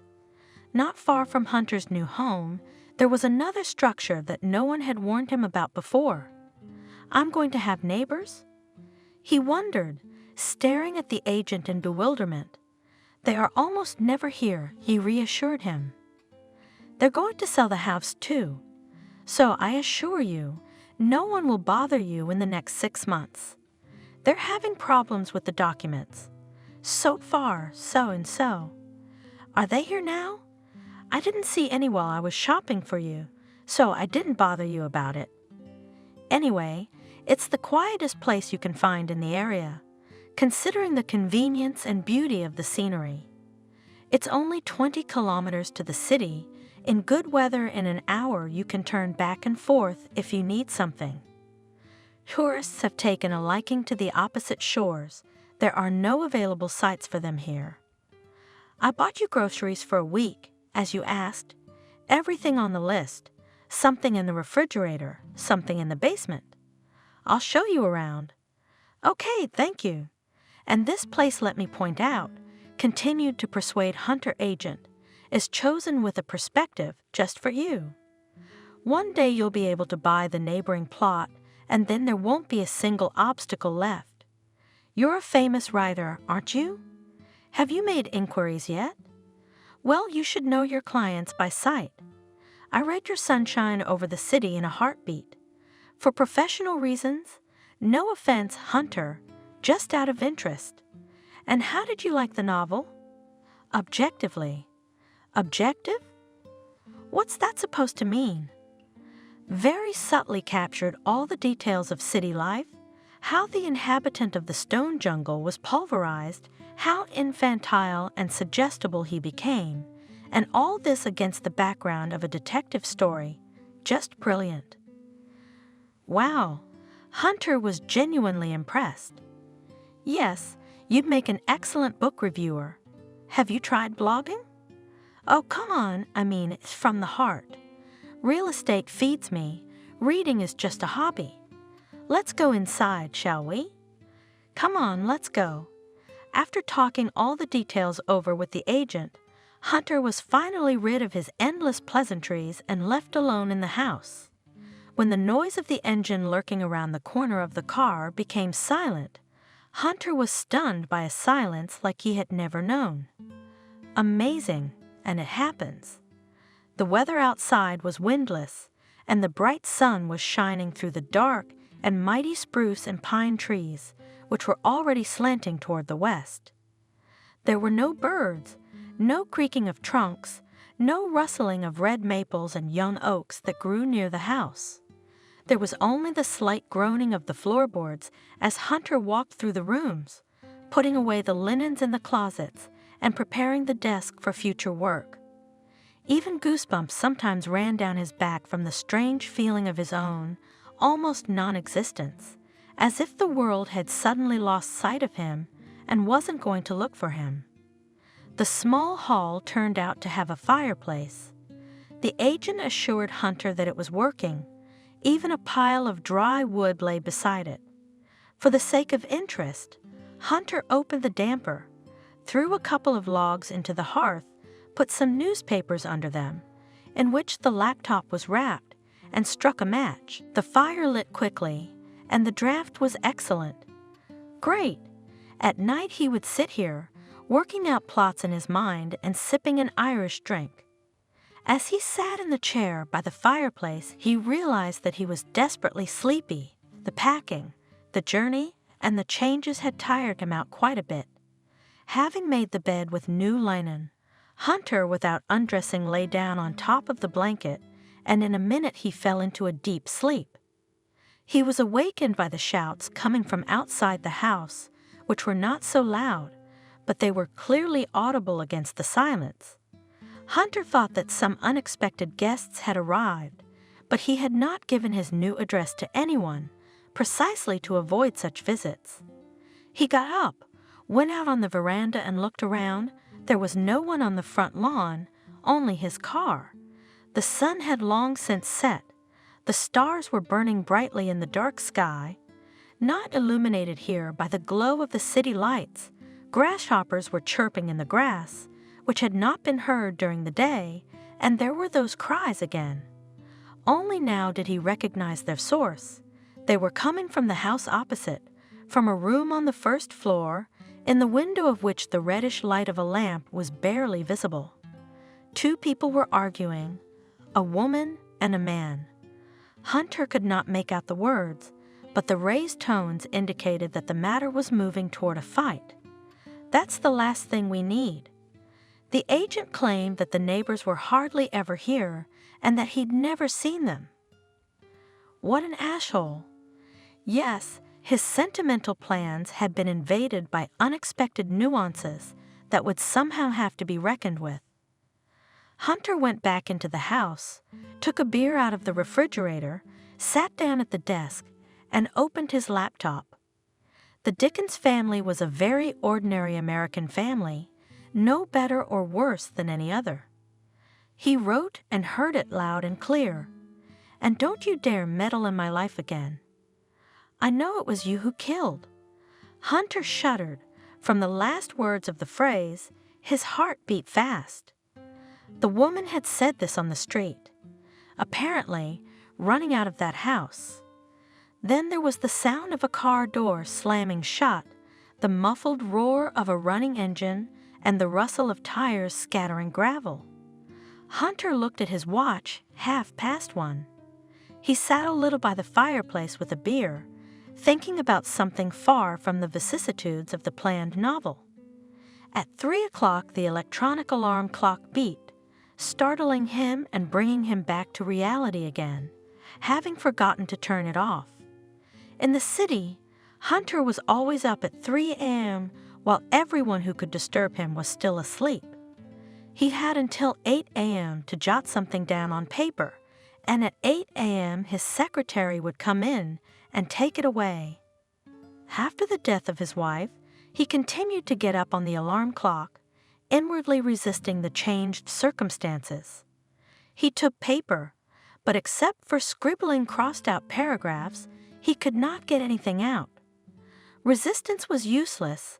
It only took away the last strength from the creative process. The secretary Stella also came at first, waited silently for an hour, not wanting to somehow announce her presence, and also quietly disappeared, realizing that there would be no work for her again, and after a month she quit. Although Hunter continued to pay her salary regardless of whether or not she had a workload. The alarm clock kept ringing at 3 o'clock, and Hunter, like a ghost who had lost his memory, habitually sat down at his desk and played the role of a writer until 8 o'clock. The first night in the new place did not bring any special results. 4 pages of confused text, full of stylistic and semantic errors. On the second and third night, the screams from the neighbors only intensified. They lasted from 12 to 4 a.m. and ended the same way. The woman would shout one last catchy phrase, slam the car door, and run off somewhere else. Work on the book stalled again. In the morning after the third sleepless night, Hunter decided to visit the restless couple and have a serious talk with them.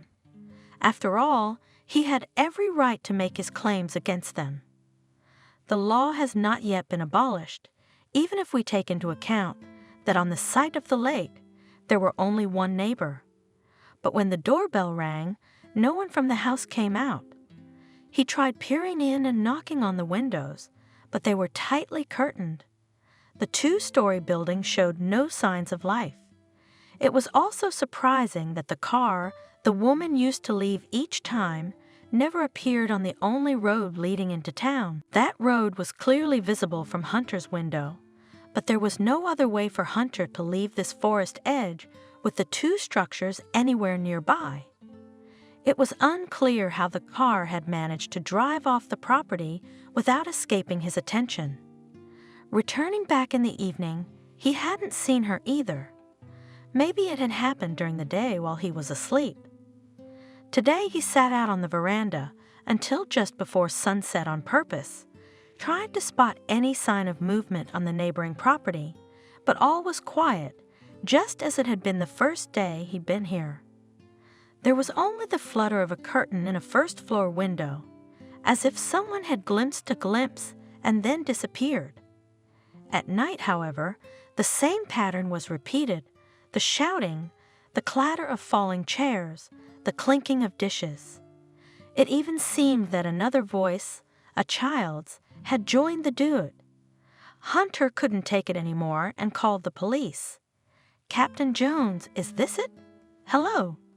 Trying to speak calmly and evenly began Hunter.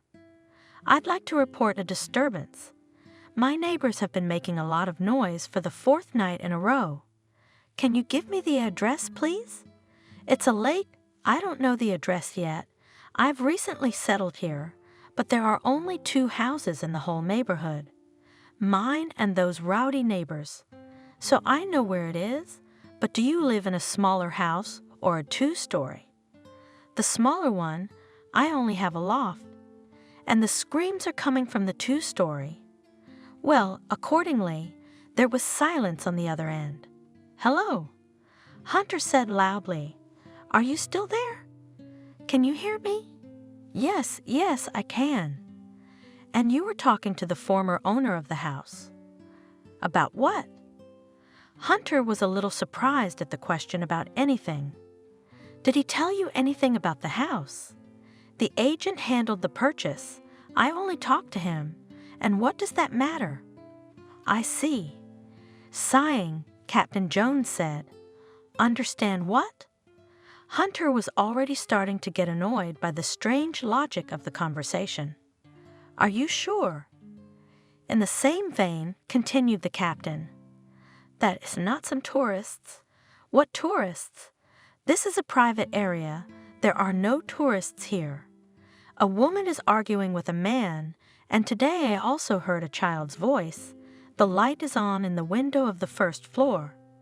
Why would a tourist go into someone's house and yell at the whole neighborhood?"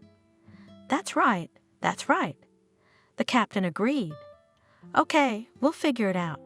So you're coming? How are you going to deal with it? Because the neighbors are not there during the day. Right now, we have all the cars involved. There's a little trouble in town. An interception plan has been announced, but don't worry, as soon as we get a chance, we'll take action. And I would still advise you to talk to the former owner of the house." Hunter disconnected the connection and threw the cell phone on the table without even saying goodbye. Some strange captain, after thinking for a while, dialed the agent's number. "Hunter, what's wrong?" The voice in the receiver sounded sleepy and slightly scared. Hunter looked at the clock. It was 2 o'clock in the morning. Dan completely forgot what time it was now. "Daniel, sorry to wake you up in the middle of the night. I just have one question for you." "Yes. Did you ever speak to the previous owner of this house?" Agent Daniel, he thought about it for a while. "No, his kids handled the deed. Is there something wrong with the paperwork?"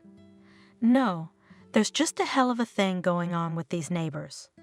You said they wouldn't bother me, but they're fighting every night, and I can't wait to get back to town." "Oh, I'm sorry, Hunter. I've never even seen them, and from what I could tell, it looked like it was supposed to be quiet. Believe me, I in no way meant to mislead you." "Why are you asking about the previous owner?" "No reason. The police told me to talk to him." "The police? But that's hardly possible, and they should know better." "Why not?" "You see, Hunter, the previous owner is in a somewhat inadequate state at the moment, in an asylum. A year now, that's why the kids did the deal. It doesn't get any easier by the hour." Hunter said in a low voice. "Okay, sorry again for waking you up. Good night." "It's nothing, Hunter, it's my job, and you call me if you need anything, at any time as it suits you. I'll try to find out more about the neighbors." At 4 a.m. as it should be, the car engine roared and the neighbor's ghostly car, on an incomprehensible route, swept away. This time the woman shouted, "It will come back to you. Mark my words, it will." Hunter typed this on the laptop screen in large letters. He grinned in a sort of unnatural smile and left for the bedroom. The next night Hunter, having managed to write 5 more pages of text, closed the laptop and looked at the clock 10 minutes past 1. He took the last bottle of beer out of the fridge and sat down by the fireplace, waiting for a new show in the neighbor's house. But the screams didn't start, and at 2 o'clock it was quiet, and at 3:30. It looked strange already. Hunter went to the window. The lamp on the first floor opposite was not burning either. Had they really gone away? Had the long-awaited peace and freedom? But before he could rejoice at such a thought, he noticed that in the windows of the second floor, light flickered, so could shine only a hand lamp, quickly moving the beam from corner to corner. This time it really could be either tourists or thieves. Should we call the police again? Hunter immediately discarded the idea. Useless. He took a heavy poker from the fireplace and decided to find out what was wrong with those damned neighbors. Normally such boldness was not Hunter's usual characteristic, But this time something made him risk it, something he couldn't explain to himself. The door to the neighbor's house was slightly ajar, and Hunter stepped cautiously inside, lighting the way with his cell phone flashlight. The first-floor living room was almost empty, just a table, a huge antique mirror, a leather couch, and 3 chairs. It was all covered with a transparent tall cloth. It didn't look like anyone lived here permanently at all. But maybe the owners had disappeared today because they'd finished moving in, taking all their belongings with them. There was clearly someone walking around on the second floor, the lights still flickering randomly from side to side. Hunter walked up the narrow curving staircase to the left and turned off the flashlight on his phone. The source of the light that had attracted him was in one of the bedrooms. Hunter's heart beat faster and louder.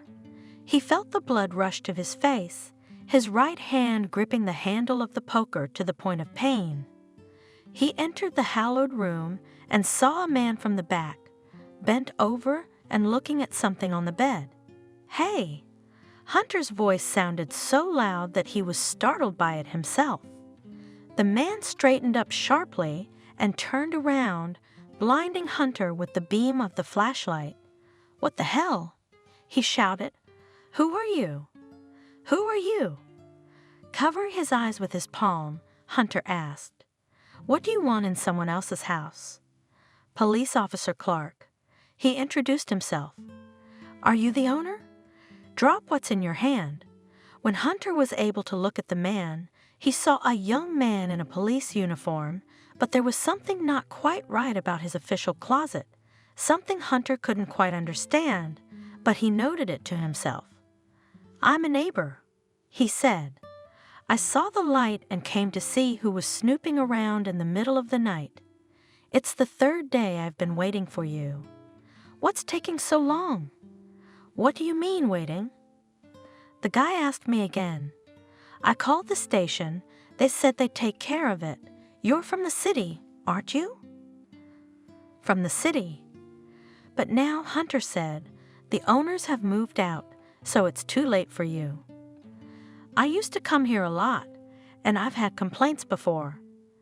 "Oh, yeah." "Yes, but it's been quiet for a while now." "Yeah, I wouldn't say that." Hunter objected. "It hasn't been quiet for me lately." "Let's go outside, shall we?" "Let's go outside." They went out on the veranda, and it was already in full bloom outside. The police car in which the officer had come was parked at the far corner of the house. On the way here, Hunter hadn't even noticed it. The officer pushed his cap back and lit a cigarette, letting the smoke drift upward, squinting. "Did you see that?"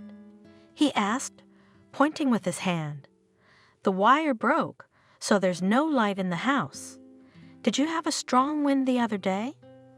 Hunter looked in the direction he was pointing, the cable sagging in the leaves, a black ribbon against the maple trees. There was no wind. Hunter was surprised. Yesterday the lights were still on the first floor. "You'd better call an electrician, or you're going to get a short circuit, and if there's a fire, it could get you." And Officer Clark gave Hunter a hard look. "All right, I will." "Thank you for coming. As they say, always on the lookout." The officer joked, carefully put out his cigarette butt with his shoe, and got into the car. "Have a good day." "What's your name?" "Hunter." "Have a good day, Hunter." The older model Ford turned around and pulled onto the road. Hunter followed it with his eyes and only at the last moment noticed that on the side of the car in white letters on a blue stripe, it was written not police, but just service. Didn't have time to change it or what? He thought. He grinned to himself and went into the house. That night Hunter dreamed that he was running along a deserted night highway, feeling that his wife was in some kind of trouble, and the faster he ran, the more and more anxiety squeezed his racing heart.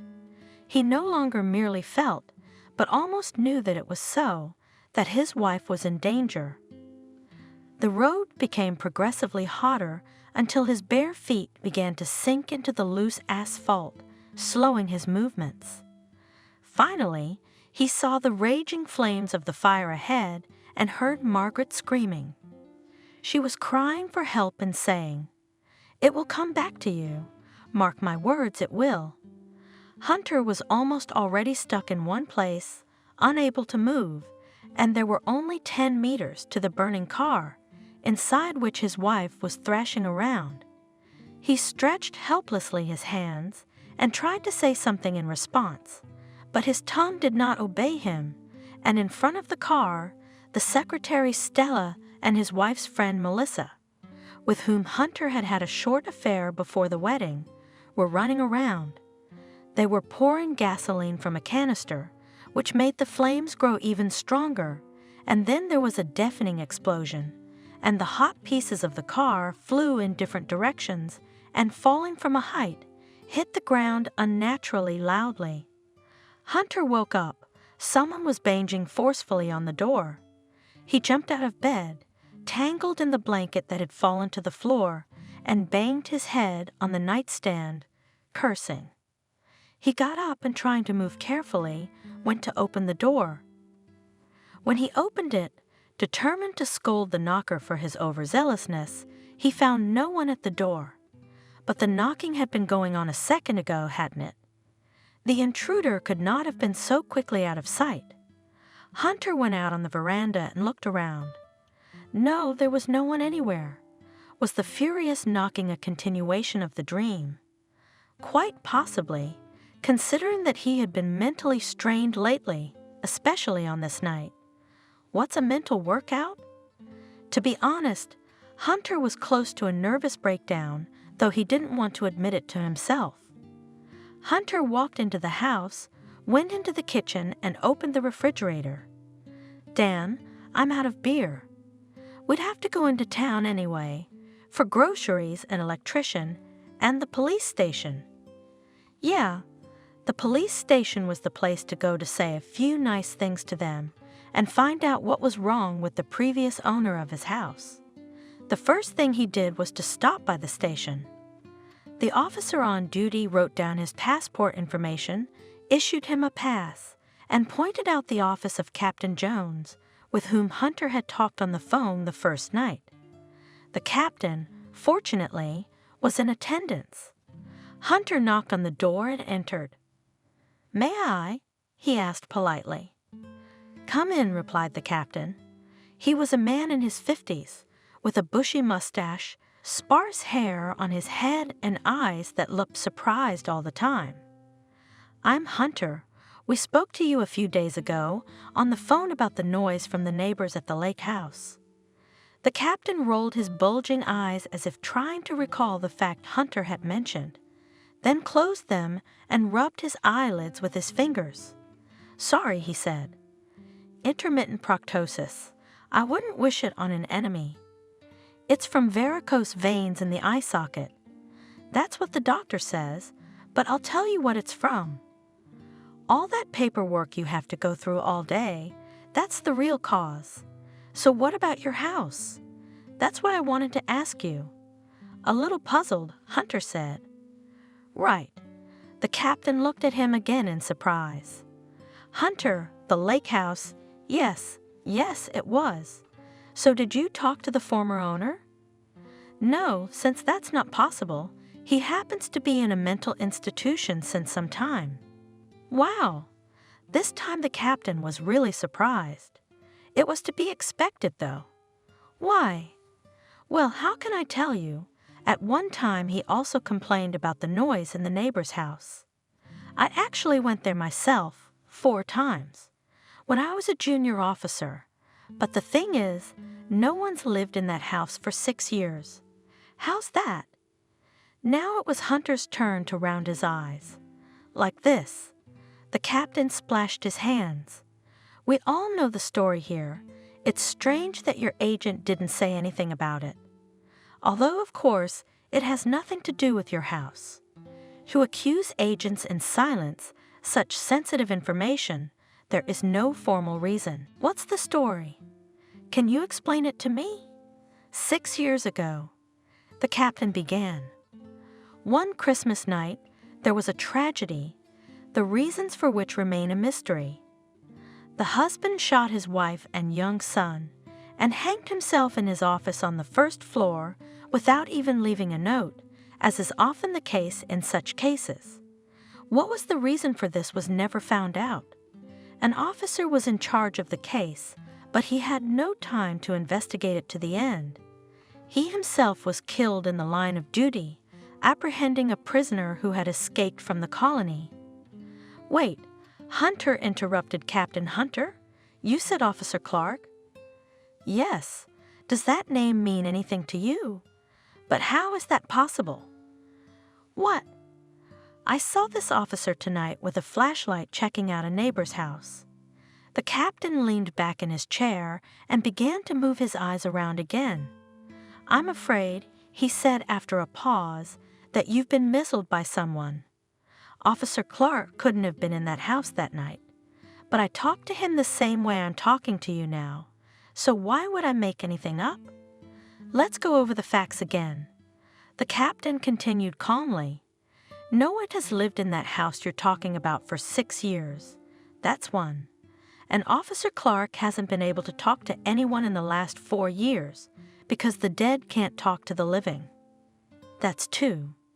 As far as I can see, these facts are irrefutable, and it makes no common sense to dispute them. So Hunter continued, I'm either crazy or someone is trying to play games with me? You said it yourself. With an upward-pointing finger, the captain summarized.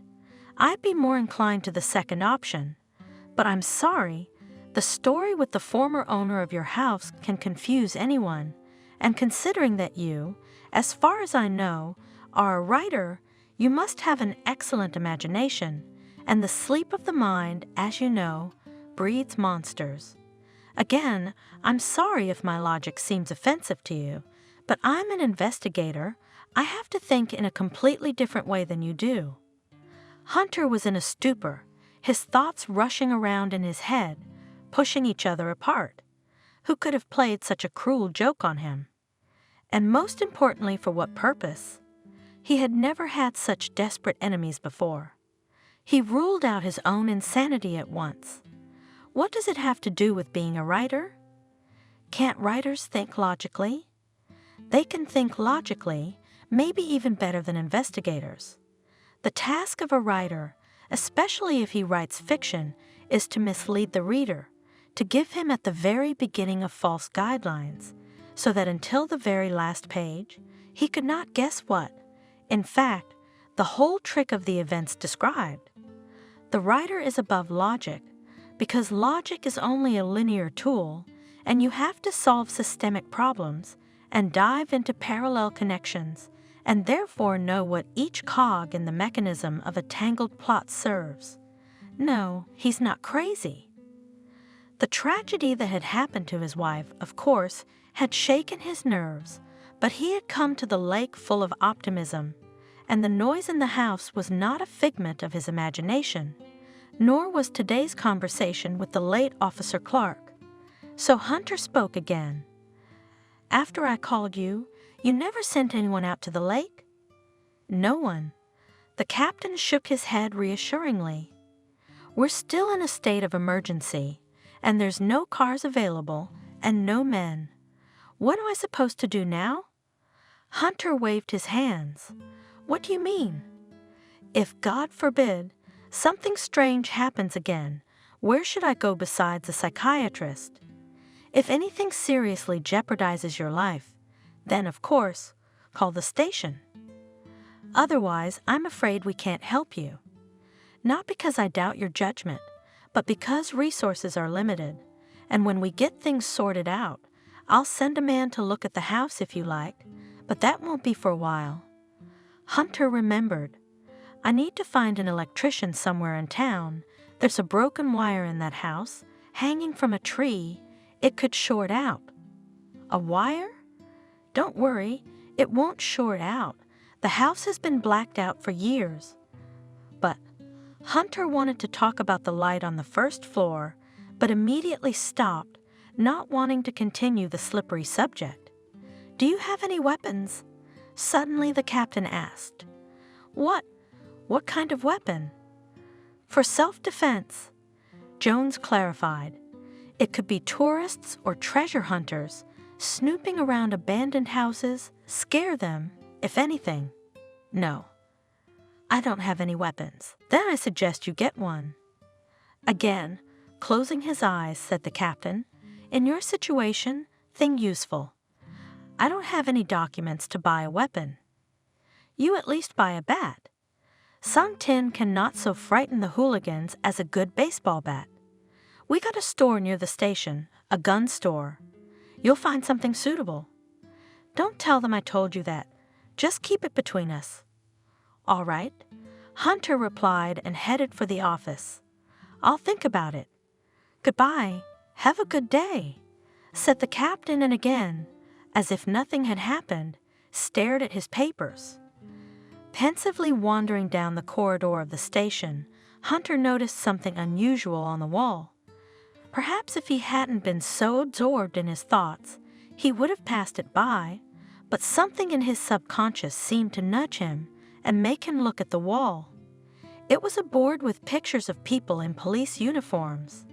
At the top, in large gold letters, it said, "Our Heroes," and among the pictures, Hunter saw a familiar face. It was Officer Clark. Under the photo in small print, it said that he had died heroically on an operation to apprehend a dangerous criminal, having arrested him, but he himself had been mortally wounded. And yes, that was 4 years ago. It was a hot evening, and it was impossible to stay in the house. Hunter took chairs and 3 bottles of fresh beer to the veranda, sat down and carefully examined the neighbor's house, trying not to miss any movement that could happen there, but everything was quiet. The silence, as on the first day, was deafening. Only somewhere in the distance behind the wall of the forest, the voices of birds were heard too, apparently tired from the mercilessly scorching, all-day sun. Hunter leaned against the chair, a bat, purchased in the store, and touched with his fingers its handle, wrapped in rough rubberized tape. The weapons on the counter were available for all tastes: combat, gas, blank charges, electroshock, even bows and crossbows, but all of them required, at least, a medical certificate, and for combat weapons also a hunting ticket. He had to choose a bat, as the captain advised, which was a rather formidable weapon, and unlike the same shocker, noticeable from afar. Hunter tried to imagine the consequences of a blow with this club, looking at not long, rounded at the end spikes. Even for such a purchase had to show a passport. The seller carefully wrote down all the data on the receipt and looked at Hunter glumly, as if suspecting him of some evil intention. However, he said nothing in farewell, only nodded his graying head. How stupid it all is. Instead of writing a book, he had to think about who knows what. But it was an interesting situation. No one was able to help him either. Just like that family tormented by the poltergeist he'd conceived the novel about. At least the feeling of desperate helplessness and abandonment he will be able to describe truthfully, based on his fresh and more than real experience. If only Stella, the secretary, would come in the morning again, it would be more cheerful and less disturbing. But where was she now, this Stella? Probably he had forgotten about the unhappy writer, though they had in common not only pages written in small handwriting, but also something hotter. However, I did not want to remember about it, because at the death of his wife, this hot very quickly cooled down then. To hell with it. Just as Hunter thought of Stella, his phone rang. The number was unfamiliar. "Hello, hello, Hunter." A cheerful female voice sounded in the receiver. "Don't you recognize it?" There was something familiar in Hunter's intonation, but the thought of Stella confused him. "It's Melissa." Without waiting for an answer, the woman clarified the situation. I changed my SIM card, so I'm calling all my old friends to tell them the new number. How are you? I haven't seen you in a while. Have you started writing? It was Melissa, the late wife's girlfriend, the one with whom Hunter had a fleeting affair just before his wedding. I don't know why, but he was glad to see her, though he tried not to show it. Yeah, I'm Melissa. In fact, you are like from the past life, while I was depressed. Time stretched slowly, but as if I came to my senses, and as if I woke up in a boat, but I have no weight, and I do not know how and where to go. Well, I see, Melissa noticed. Your imagination is all right, so you will live. And you too. Hunter objected. Back where? It's about fantasy, Hunter clarified. I had an unpleasant conversation with the captain today. He reproached me, as if by the way, for being too imaginative. What captain? Are they still bugging you about the accident? No, it's something else. What happened? Where the hell are you right now? I can hear the desperation in your voice now. I've been out of town for 2 weeks. I bought a house by the lake, moved in for the summer to write a book. Oh, come on. And I came by your place just a week ago, kissed your doorstep, and went home. And no one at the publisher's office is wondering where you've disappeared to. How's the book coming along? Hunter was pleased to hear that not everyone has forgotten about him after all. Fans and acolytes were not counted. These on the wave of success, he will always be needed. One could hear that Melissa was now genuinely interested in him. To be honest, sighed into the tube, Hunter, the answer is negative. Nothing is written, and not because the ideas have dried up. There are ideas, but because my neighbors turned out to be crazy. Yes, and also existing, as the captain hinted, only in my imagination. You've had it rough, Hunter. What bad luck is and how to deal with it. Listen, of course, I will not impose my society on you, but just by the way, in the city, it is so stuffy here. I was going just somewhere away from the asphalt to hide. I haven't figured out any special escape routes for myself. Maybe. Isn't that the big lake near the town of Vecta? Yeah, that's it. Hunter confirmed it. We used to compete there once. It's a deep lake, perfect for our sport. So what did you want to say about the trails? Hunter, if you need company, but for 2-3 days, I could make my route right through your dacha. I'm not insisting. It's just your voice, so I suggested it. Inwardly, Hunter was even excited by this suggestion. A close person, and even more so a woman, would be more convenient for him now than ever, but he had to pause before answering, so as not to give Melissa his hasty joy. Come, to hell with the book. I'll have time for it. No, Hunter. Melissa spoke up. I will not distract you from the book. You write as much as you want. I'll go snorkeling and sunbathing, and I'll take care of the household, if you let me, and we'll talk at sunset, and remember our best years. I'll be like a mouse. P. Hunter laughed. Come on, mouse, come on over. From our town to Vecta, about 70 kilometers, and from Vecta to the Lake 20, you'll get there in an hour and a half. I'm waiting. Well then, see you in the ambulance. I'll be on my way. I'm just getting gas. See you later. The thought of Melissa's imminent arrival gave Hunter some confidence and a desire to show some activity. He got up and, taking his bat with him, went to take another look at the neighbor's house before going inside.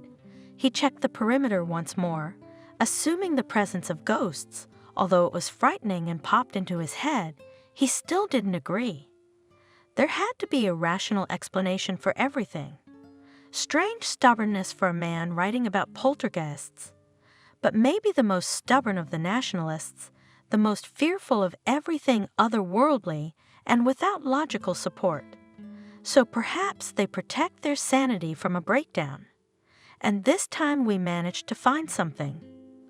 The low shrubbery, shaggy and killed by wild ivy, at the far corner of the house had one oddity. If in other places maples began immediately behind it, in one between it and the trees there was a space of 4 meters. Hunter crouched down and poked his bat into a tangle of branches, the bat hitting something hard. He pulled the branches apart with his hands, and there it was. Behind the bush was a piece of wooden fence, painted green, and 2 hooks, dressed in hinges on 2 posts, between which there was a distance of 3 meters. Getting it off the hinges was not particularly difficult for Hunter. It was not so heavy due to the fact that the bushes seemed artificial. At first glance, however, it was impossible to distinguish them from the real ones, and Hunter saw a barely traveled road descending the hill on which the house stood and disappearing among the spruce trees. But what did the neighbors need this secret path for? Strange, though it was much easier to accept than a car disappearing into the night without a trace. Determined to find out everything to the end, Hunter followed the road, wanting to find out where it led. The road looped briefly through the woods, and after about 10 minutes of walking, it turned sharply to the right at the lake. So, the main route along the high shore on the left, it never came out, going around the lake in the opposite direction. Everything became clear with this. Now maybe we could find something interesting inside the house as well. In the daylight, the interior did not look so neglected. The furniture tucked away under tulle or plastic sheeting, alternating with objects that were not protected from the dust settling on them. Hunter ran a finger along the antique dresser. Yes, the place hadn't been cleaned in months. In the cramped hallway leading to the dining room, however, an ancient pendulum clock was running smoothly, only 7 minutes behind the correct time. It had been started recently, for the weight on the chain had barely traveled half of its proper distance.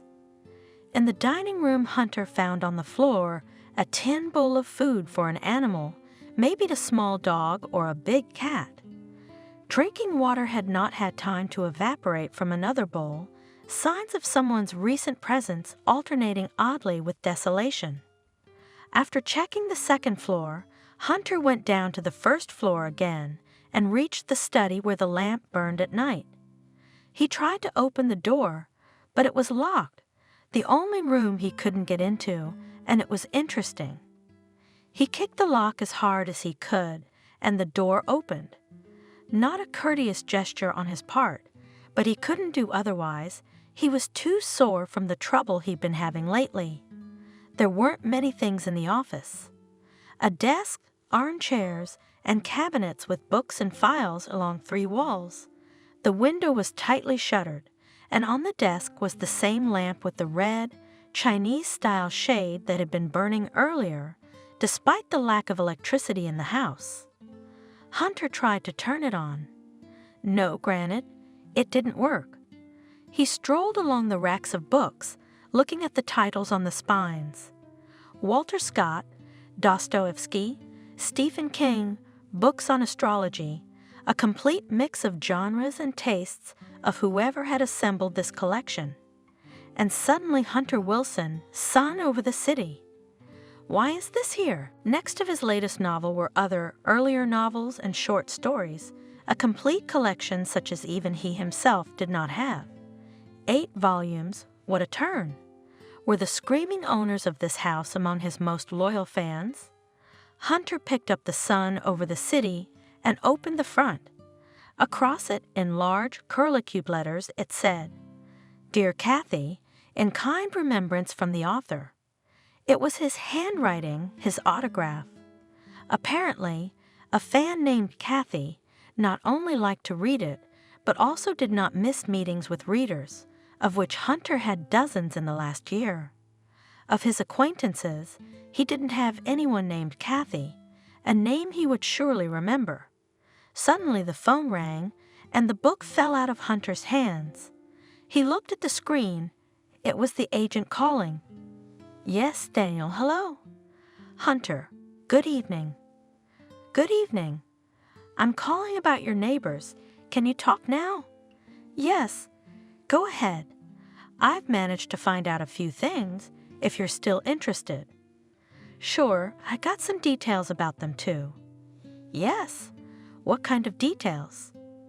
Turns out they were fans of mine. At least one of them was. The library I found in the house has my complete works. Can you believe it? You broke into the house? Daniel asked excitedly. It's not locked, and no one has lived in the house for a long time. That's exactly what I wanted to talk to you about. The agent began. The owner of the house, one John Parker, as it turned out, he died 6 years ago. I assure you, I knew nothing about that or the tragedy that took place in the house. Yeah, I'm aware of that. Agent Hunter was reassured, and I have no beef with you. But more than that, Daniel interrupted him and immediately paused for a moment. How to put it? You, Hunter, had something to do with that tragedy. Me? Not personally, of course, but indirectly through my books. It's not your fault, of course, but nevertheless. Kathy, John's wife, was an ardent admirer of yours, never missed a meeting, and no publication escaped her notice. She would sometimes ask her husband to fill in for her at an autograph session if she couldn't attend for some reason. She probably fell asleep with your book in her hands. In general, her husband began to suspect that she is looking for with you not only reading contact, but counting on something more. In what sense? In the sense that her husband suspected her of cheating on him. What the hell is that? I think, Daniel pointed out, it happens to women, and their idols often go out of their way to meet such fans. I'm sorry, I don't mean you at all, but you do realize that women take literature too personally, transferring the characteristics of their characters onto the author. I don't know what the poor woman's feelings were, but her irrepressible passion for reading led to what happened on Christmas night. A nightmare. I don't want to go into all the details again. I guess if you know something, you know it too. But it takes your imagination to imagine the chain of events that went down like that, Hunter. How did you even find out about this? Talk to the former owner of your house. In the psych ward. That's right. I took the trouble to go and see him. He's not that crazy. I'll tell you that much. He was aware of the whole thing. At one time, he had a very close relationship with the neighbors, but when things got heated between the couple, he didn't want to be friends anymore. I don't know. It seemed to me that he had a thing for Kathy. He spoke of her with a special piety. It was like he had a premonition of this kind of ending. He said that John had been completely insane since the fall and all through the early winter before Christmas. He'd gone off the rails, as they call it. They had a big fight. Kevin from the asylum, the one who lived in your house, even managed to buy the only road into town and forbade John to use it. He had to take a detour to Vecta, across the lake. That's all I've been able to dig up.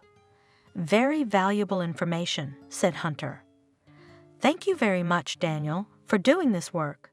Don't mention it, Hunter. I've missed some important details myself, so I'll learn a lesson. And as for the noise you mentioned, the culprits are to be found elsewhere. You understand that the former owners have nothing to do with it, unless by will their house passed to some of the heirs, but in this direction my searches did not yield any results. Here it is necessary to involve some lawyers. Got it. Hunter summarized. Thank you again. If there is anything new, be sure to call me. I will. Hunter put the phone away, picked up the fallen book from the floor, and opened the autographed page again. The story with the neighbors might now be quite complete, if it weren't for one thing, but... Huge letters throbbed in his head. How could he sign Kathy's book this year?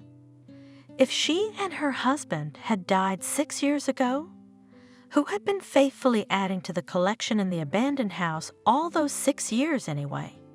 And the screams he heard at night were not hallucinations, a man and a woman arguing, and a baby crying. Clarity, by and large, in the whole affair was not added.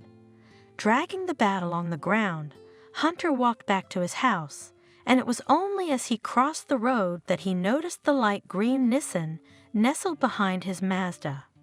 On the veranda sat Melissa and smiled. "Well, hello there, Ryder," she said cheerfully. "Were you hunting a mammoth?"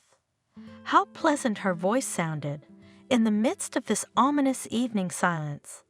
"Hello, friend," he answered, went up to the veranda to the guest and kissed her on the lips. "You don't know what mammoths are here sometimes. Your weapons are formidable." Pointing to the bat, Melissa said, "That's all I'm supposed to have." Melissa rummaged in her purse and took out a small, shiny gun. "I have something too," she said. "Jesus," Hunter exclaimed. "We got a whole gang here now. What do you need a gun for? Did you think I turned into a maniac and hold hostages in the basement?" Melissa laughed. "No, it's just that your voice on the phone seemed to me a little frightened.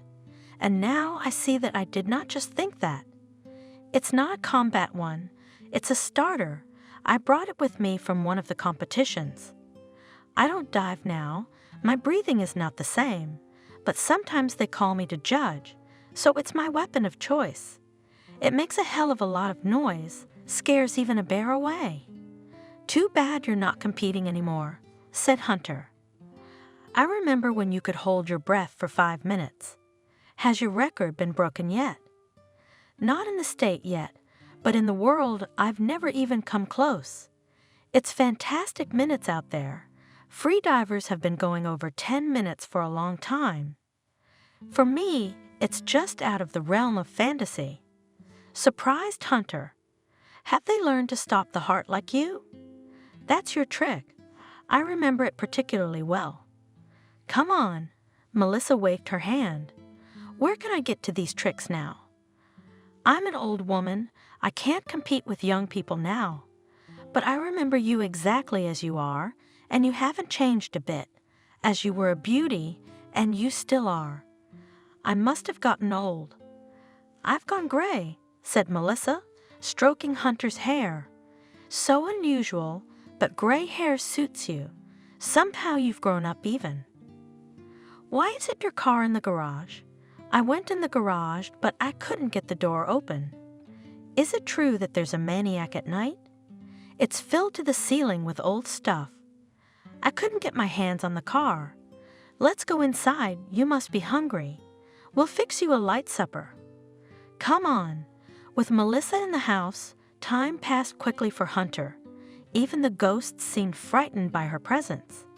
Not once over the next 7 days, no more disturbing screams, creaks, or the red lamp in the window across the street. Hunter again began waking at 3 a.m., and until 8 a.m., he modeled the paper with an unstoppable stream of plot twists for the novel. He transferred his benevolence even to the most fierce of his heroes, Poltergeist. It turned out that the noisy spirit simply had unrequited feelings for the daughter of a long-suffering family who did not want to play with him and in every way avoided his attention. The spirit even thought of interrupting his ghostly existence from the excess, not divided feelings, and gave the girl a way to get rid of him once and for all. And the girl was about to do it when she suddenly realized that it was wrong, that Poltergeist is just a wild, unbridled creature, longing to be loved and needed, that he also deserves to get the opportunity to go to the side of the world. And well, Hunter himself was surprised at this direction of his thoughts. According to the original plan, the novel was to be a denunciation of human cowardice and duplicity, when the created public good is possible only within the framework of relative well-being, the benefactors themselves, but only a real danger to overstep the personal boundaries of good-hearted citizens, as they immediately grow thorns, detaching themselves from the situation and caring only about themselves. Melissa liked the new plot much better. Between swimming at the lake and cooking lunches, she took over as Stella's secretary, reprinting text from paper onto the monitor screen. She was slow at it, but Hunter was glad she was. The novel was nearing completion, and in any case, he had time to send it to the publisher before September, who, to his credit, had stopped bothering him with endless hints of pressing deadlines. But if the paper feelings had come closer to their finale, the real feelings that had settled in this house with Melissa's arrival were only gaining momentum. Their fleeting connection from the past had taken on new colors. They were now both moderately wise, moderately passionate, and moderately able to account for their actions, and there was nothing to prevent their intimacy from being platonic to bodily a few days later. Enough time had passed since the death of Margaret's wife, and Melissa, as far as Hunter could understand, had not had a steady partner in the city since their separation. It seemed to Hunter that things were finally getting better in his life. The appearance of Melissa in the house, he took it as a reward for the recent agony. It was still unclear how, for example, the meeting with the non-existent Officer Clark had come to seem like a dream. Why? His nerves were so tense that he could dream anything and mistake it for reality. He wasn't just thinking about it, he was convincing himself of it, as if he were living in the image of a madman walking along the border separating illusion from reality. People tend to convince themselves that something didn't really happen in their past, or if they did, it was different in some way, with nuances that could justify them. They are not villains or crazy. They have all read children's fairy tales. They know where good and bad are. They are just weak at times, as if weakness justifies any mistake. The doubts, driven to the bottom of his soul, scraped unpleasantly from the creek, giving Hunter a noise in his head, and only when he took paper in his hands and began to write, the noise subsided, giving way to other people's emotions, becoming for 5 hours as if they were his own. On one such morning at 8:30, when Hunter had set his novel down, he went out on the veranda, smiling absent-mindedly and to the end, not believing in the successful completion of his work. The heat, even on the morrow, was unwilling to abate. The windows open in the house did not save from the stuffiness, and the cold beer the body could no longer fit. Hunter went to his favorite chair and saw some postcard, so it seemed to him. Maybe in his heart, he was waiting for congratulations from all parts of the country. He took it in his hands, looked at it, and his heart sank into his heels. No, not this again. What the hell? Why now? It can't be like this. It was a photograph of his late wife's car engulfed in flames. A photograph from the scene of the very accident that had divided his life into before and after, and which he had been trying not to think about all this time, trying to scratch out of his memory like he scratched out bad bits of text from a novel. On the back of it, as if written by a 5-year-old child, "Mark my words, he'll be back." Cold sweat broke out on his forehead, his hands trembled, and it felt like it was -40, not +20 outside. Hunter, as if in a dream, went back into the house, took a pair of scissors out of the drawer, and began to angrily cut up the photograph, putting the scraps in a neat pile on the table. Melissa came out of her bedroom and stared at him fearfully for over a minute. "Hunter," a little audibly she said. "Hunter, what's wrong with you? What are you doing? Are you all right?" He looked at her uncomprehendingly, grinned half his face in a smile, and said, "They know everything." "Who do they?" "Know what?" "They know everything," Hunter repeated. "They won't leave me alone." "What do I do, Margaret?" "Hunter, come to your senses." I am Melissa. What are you talking about, Melissa? For a second, Hunter's eyes became clear. What are you doing here? Oh, yes, Melissa, I need to. I'll be right there. Don't go. I'll be right there. And Hunter rushed out of the house, got into his car, pushed the gas pedal to the floor, and sped down the road to town. It seemed to him that the car was going too slowly, as if a whole carload of passengers had been hitched to it from behind, and he had to get there in time. In time for what? Where to? As if someone was calling him, but the name and the place of meeting did not tell him. A wooden sign hung on a chain flashed to the right. A road to the city. Strange. Apparently some joker had ordered it to be installed here. He hadn't noticed it before. He looked in the side mirror and saw the sign again. His thoughts were all jumbled up in his head, all sorts of nonsense that he couldn't handle.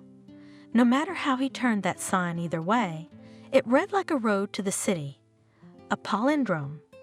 And therefore there was no road that could lead him to a life-saving goal. The target was approaching and distant at the same time. He hit the brakes as hard as he could. The car skidded to the left, the gravel slamming into the bottom of the car. Stop! When the dust cloud cleared, Hunter saw the lake glistening in the sunlight ahead of him. The front wheels froze in centimeters from the cliff. His whole body shuddered with chills. He was seized with horror.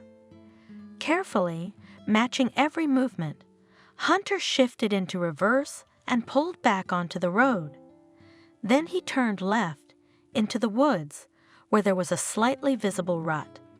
He drove another 100 meters and stopped. As he struggled to unbuckle his seatbelt, he jumped out of the car, ran to a tree as if the car was about to explode. He crouched down, hiding behind the trunk, took a breath, and immediately fell into his memories, into the pieces of it that had once been carefully kicked out of his head. In the month before Margaret's tragedy, their relationship had deteriorated to the point where it was hard to imagine how these people had once genuinely loved each other. They had not spoken to each other for many days, and his wife had filed for divorce, unable to bear Stella in their house, nor her husband's completely depraved character. His sunshine over the city could not end. He was furious. Everything irritated him. Hysterics followed hysterics. Horse Stella, who had fallen in love with Hunter, was caught between two fires. On the one hand, Margaret's sizzling jealousy, and on the other, the unbridled passion of Hunter, who did not realize reality. It was as if the house had been booby-trapped and was about to blow up. The house that belonged to Margaret, in case of divorce, Hunter would lose everything. He would become a bum for no one. Not yet favored, neither by his publisher nor by the reading public. At that time, he was not yet the Hunter Wilson known at the top of the literary world. He was a nobody. Only the sun over the city could move things forward. Hunter felt it. He knew it, as any relatively talented creator knows everything about his creation before it is finally released. He needed only a month of concentrated work, only a month, but it was as if the monster was devouring the time, leaving him not a minute. Hunter had no car of his own, and he had never learned to drive. Sometimes he used his wife's car when there was an urgent need to go somewhere. That day he was going to the city too, and he didn't even remember now for what purpose. The brakes went bad. He decided not to put it off in a long box and went to a car service. That's where it happened, a stray thought, a fleeting anger that created a monster in his heart. The mechanic looked at the brake system, whistled, and said that fateful phrase. Another day and you'd be in the morgue for sure. Is it that serious? How much more serious could it be? Answered the mechanic and tapped the wheel with the key. I'm afraid I can't do it in one day. You come back tomorrow. Tomorrow I'll tell you the exact time and price. Where was he in such a hurry? Completely slipped my mind. Doesn't matter what he's attached to it. What does it matter? He had to admit to himself that the reason for his decision was not the need to go somewhere, but the simple thought that there was no need to fix the brakes now. No need. Hunter was already standing at the bus stop when it hit him. He went back to the service and took the car back, saying he would be back tomorrow, but he never came back. He got home, never got to where he was going, quietly put the car in the garage, and with a sinking heart, sat down to finish the remaining pages. Stella was finishing typing the last of the sheets she had. The work was going well. He was calm. Peace spread over his whole body in a hot spill. He smiled and wrote well, splendidly, and at the same time enjoyed the half-realized premonition, the imminent finale of a difficult head and in his own life. He knew how everything would happen, as if he were watching a movie that had already been released and in which it was now impossible to change a single scene. As if playing his part, he made another scandal in the evening.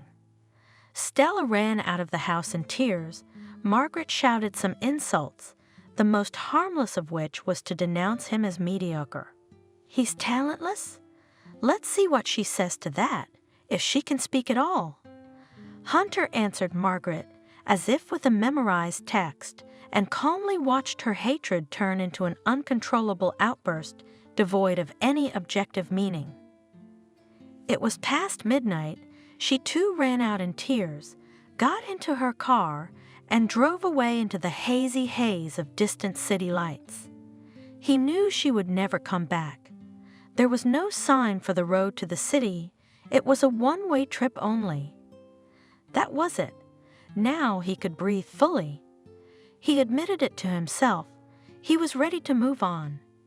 Yes, he'd thought about those damn brakes. He'd wanted to, but they were just thoughts.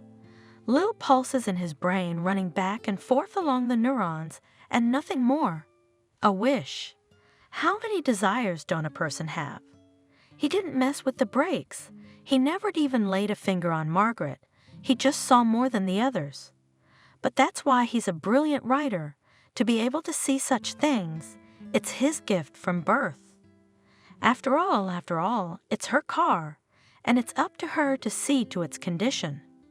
To hell with regret. To hell with doubt. To hell with all those feeble-minded people who made a spectacle of the dead policeman, with the books signed supposedly for Kathy, with the shouting of non-existent neighbors, with the picture of this one at last. He'll sue them too, if he has to, and he'll stomp them into the dirt. Let them try it again, you fools. Hunter came back, didn't explain anything to the confused. In a second, Hunter, who was soaking wet, ran into the house, and at the next flash saw Melissa's body sprawled on the floor in the hall. Looking around and finding no one around, Hunter ran up to her and shook her by the shoulder. "Melissa?" he shouted. "What happened? Are you all right?"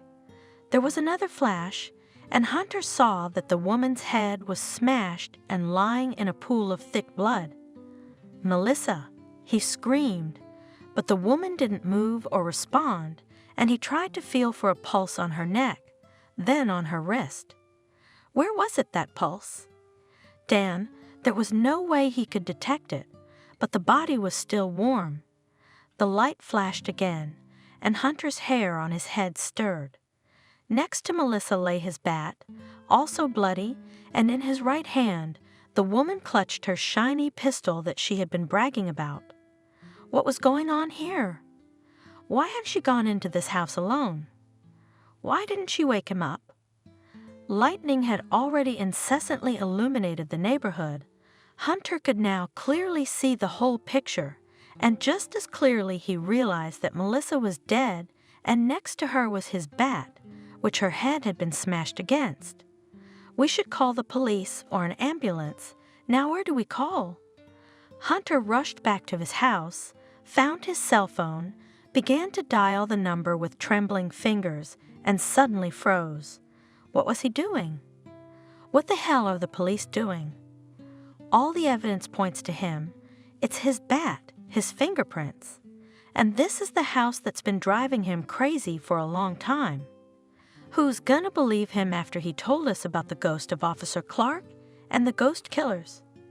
Captain Jones would only roll his eyes, convinced that the writer, as he supposed, had driven himself into a frenzy and rattled the unfortunate woman who had risked comforting him.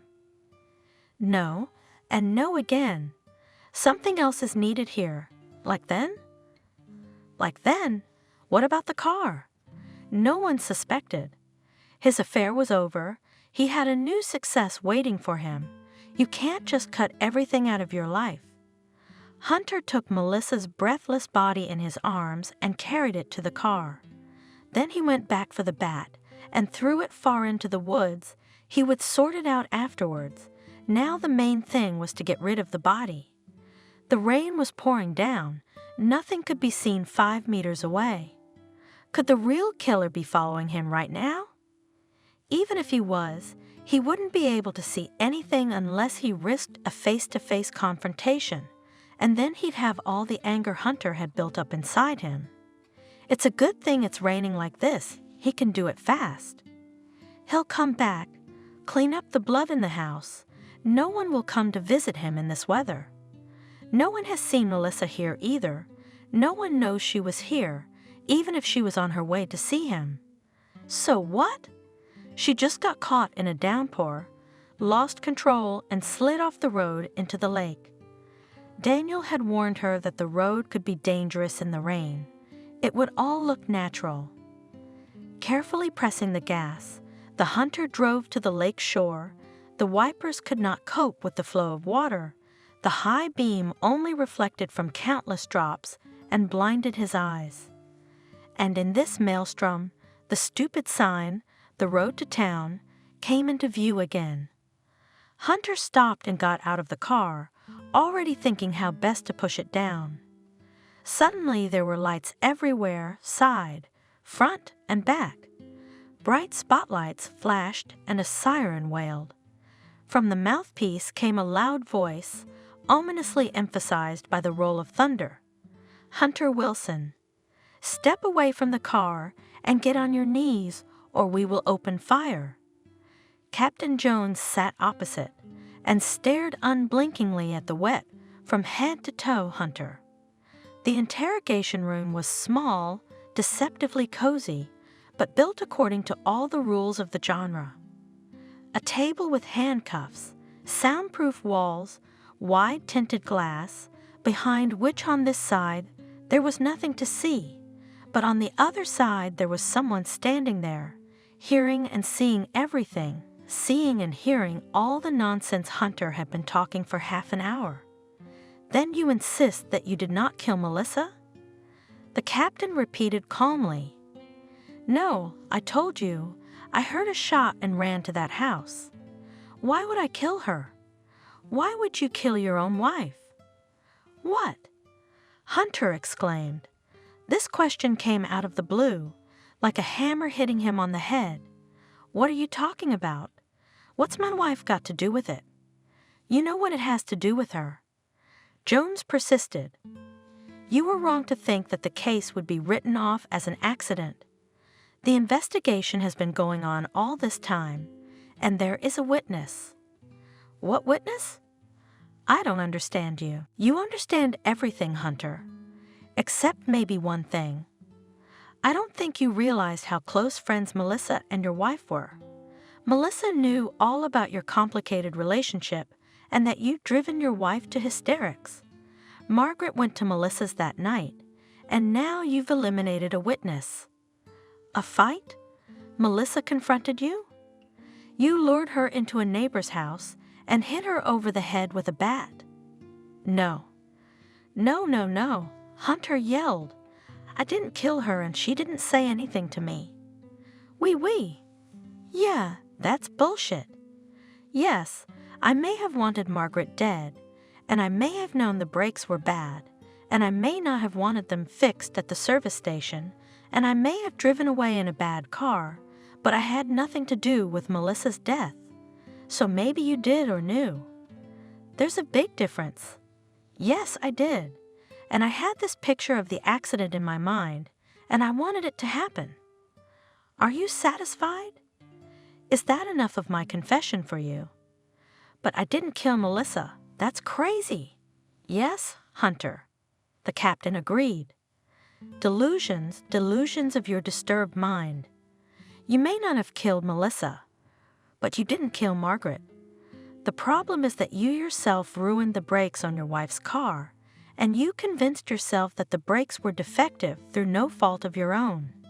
Especially the car service said they never saw you in their eyes, and on the security cameras, your car was never there. You are a writer. Your inflamed mind has convinced you that you are not guilty of anything, and the brakes you ruined are supposedly an accident. But you screwed up on the most basic of things. You always write everything down in your diary. It's a habit of yours, and Melissa knew it all too well because she was in a relationship with you before you married Margaret. She had a year-long hunch that you were at fault, and she came to us to find out for sure. Melissa was convinced of her rightness when she read your confession in your diary about killing your wife. But now I assure you, you will feel better.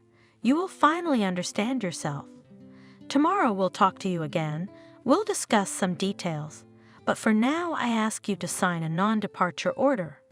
We're reopening the criminal case. You'll have to write your novels behind bars if your guilt is proven in court. You will pardon us for this spectacle with both the house and Melissa. But any murder, as you know from your detectives, must be solved, and the criminal must receive a just punishment. Hunter looked at the captain and did not know what to say to him in reply. Yes, now he really realized what had happened a year ago to his wife. Hunter had convinced himself then that it was for the best if he wrote this scenario for himself. No guilt, no remorse. And he really believed that everything had happened by accident. His brain had simply forgotten that he had self-destructed his wife. But Melissa, what happened to her? And what play was the captain talking about? At that time, there were two people on the other side of the window, Melissa, alive and well, and a young officer who looked a lot like Clark, especially if you looked at him in the dim light. Congratulations, Melissa, he said quietly. I thought this show would never end. You shouldn't be a diver, but a movie star. He didn't even think you were just playing a part. Give it up. Finishing her cigarette, Melissa replied. No one will ever get Margaret back anyway, and the bastard will get out of it one way or another. He became a popular writer. He has connections. Right, officer? It's hard to say now, the man shrugged. Jones will work with him. He knows what he's doing. Thanks for coming to us with your idea. For a captain, it's the last thing on his mind. I'm sure he'll want to retire as a major, but in any case, that writer Hunter Wilson has to answer for the murder of his wife to the fullest, and we'll see how it goes in court.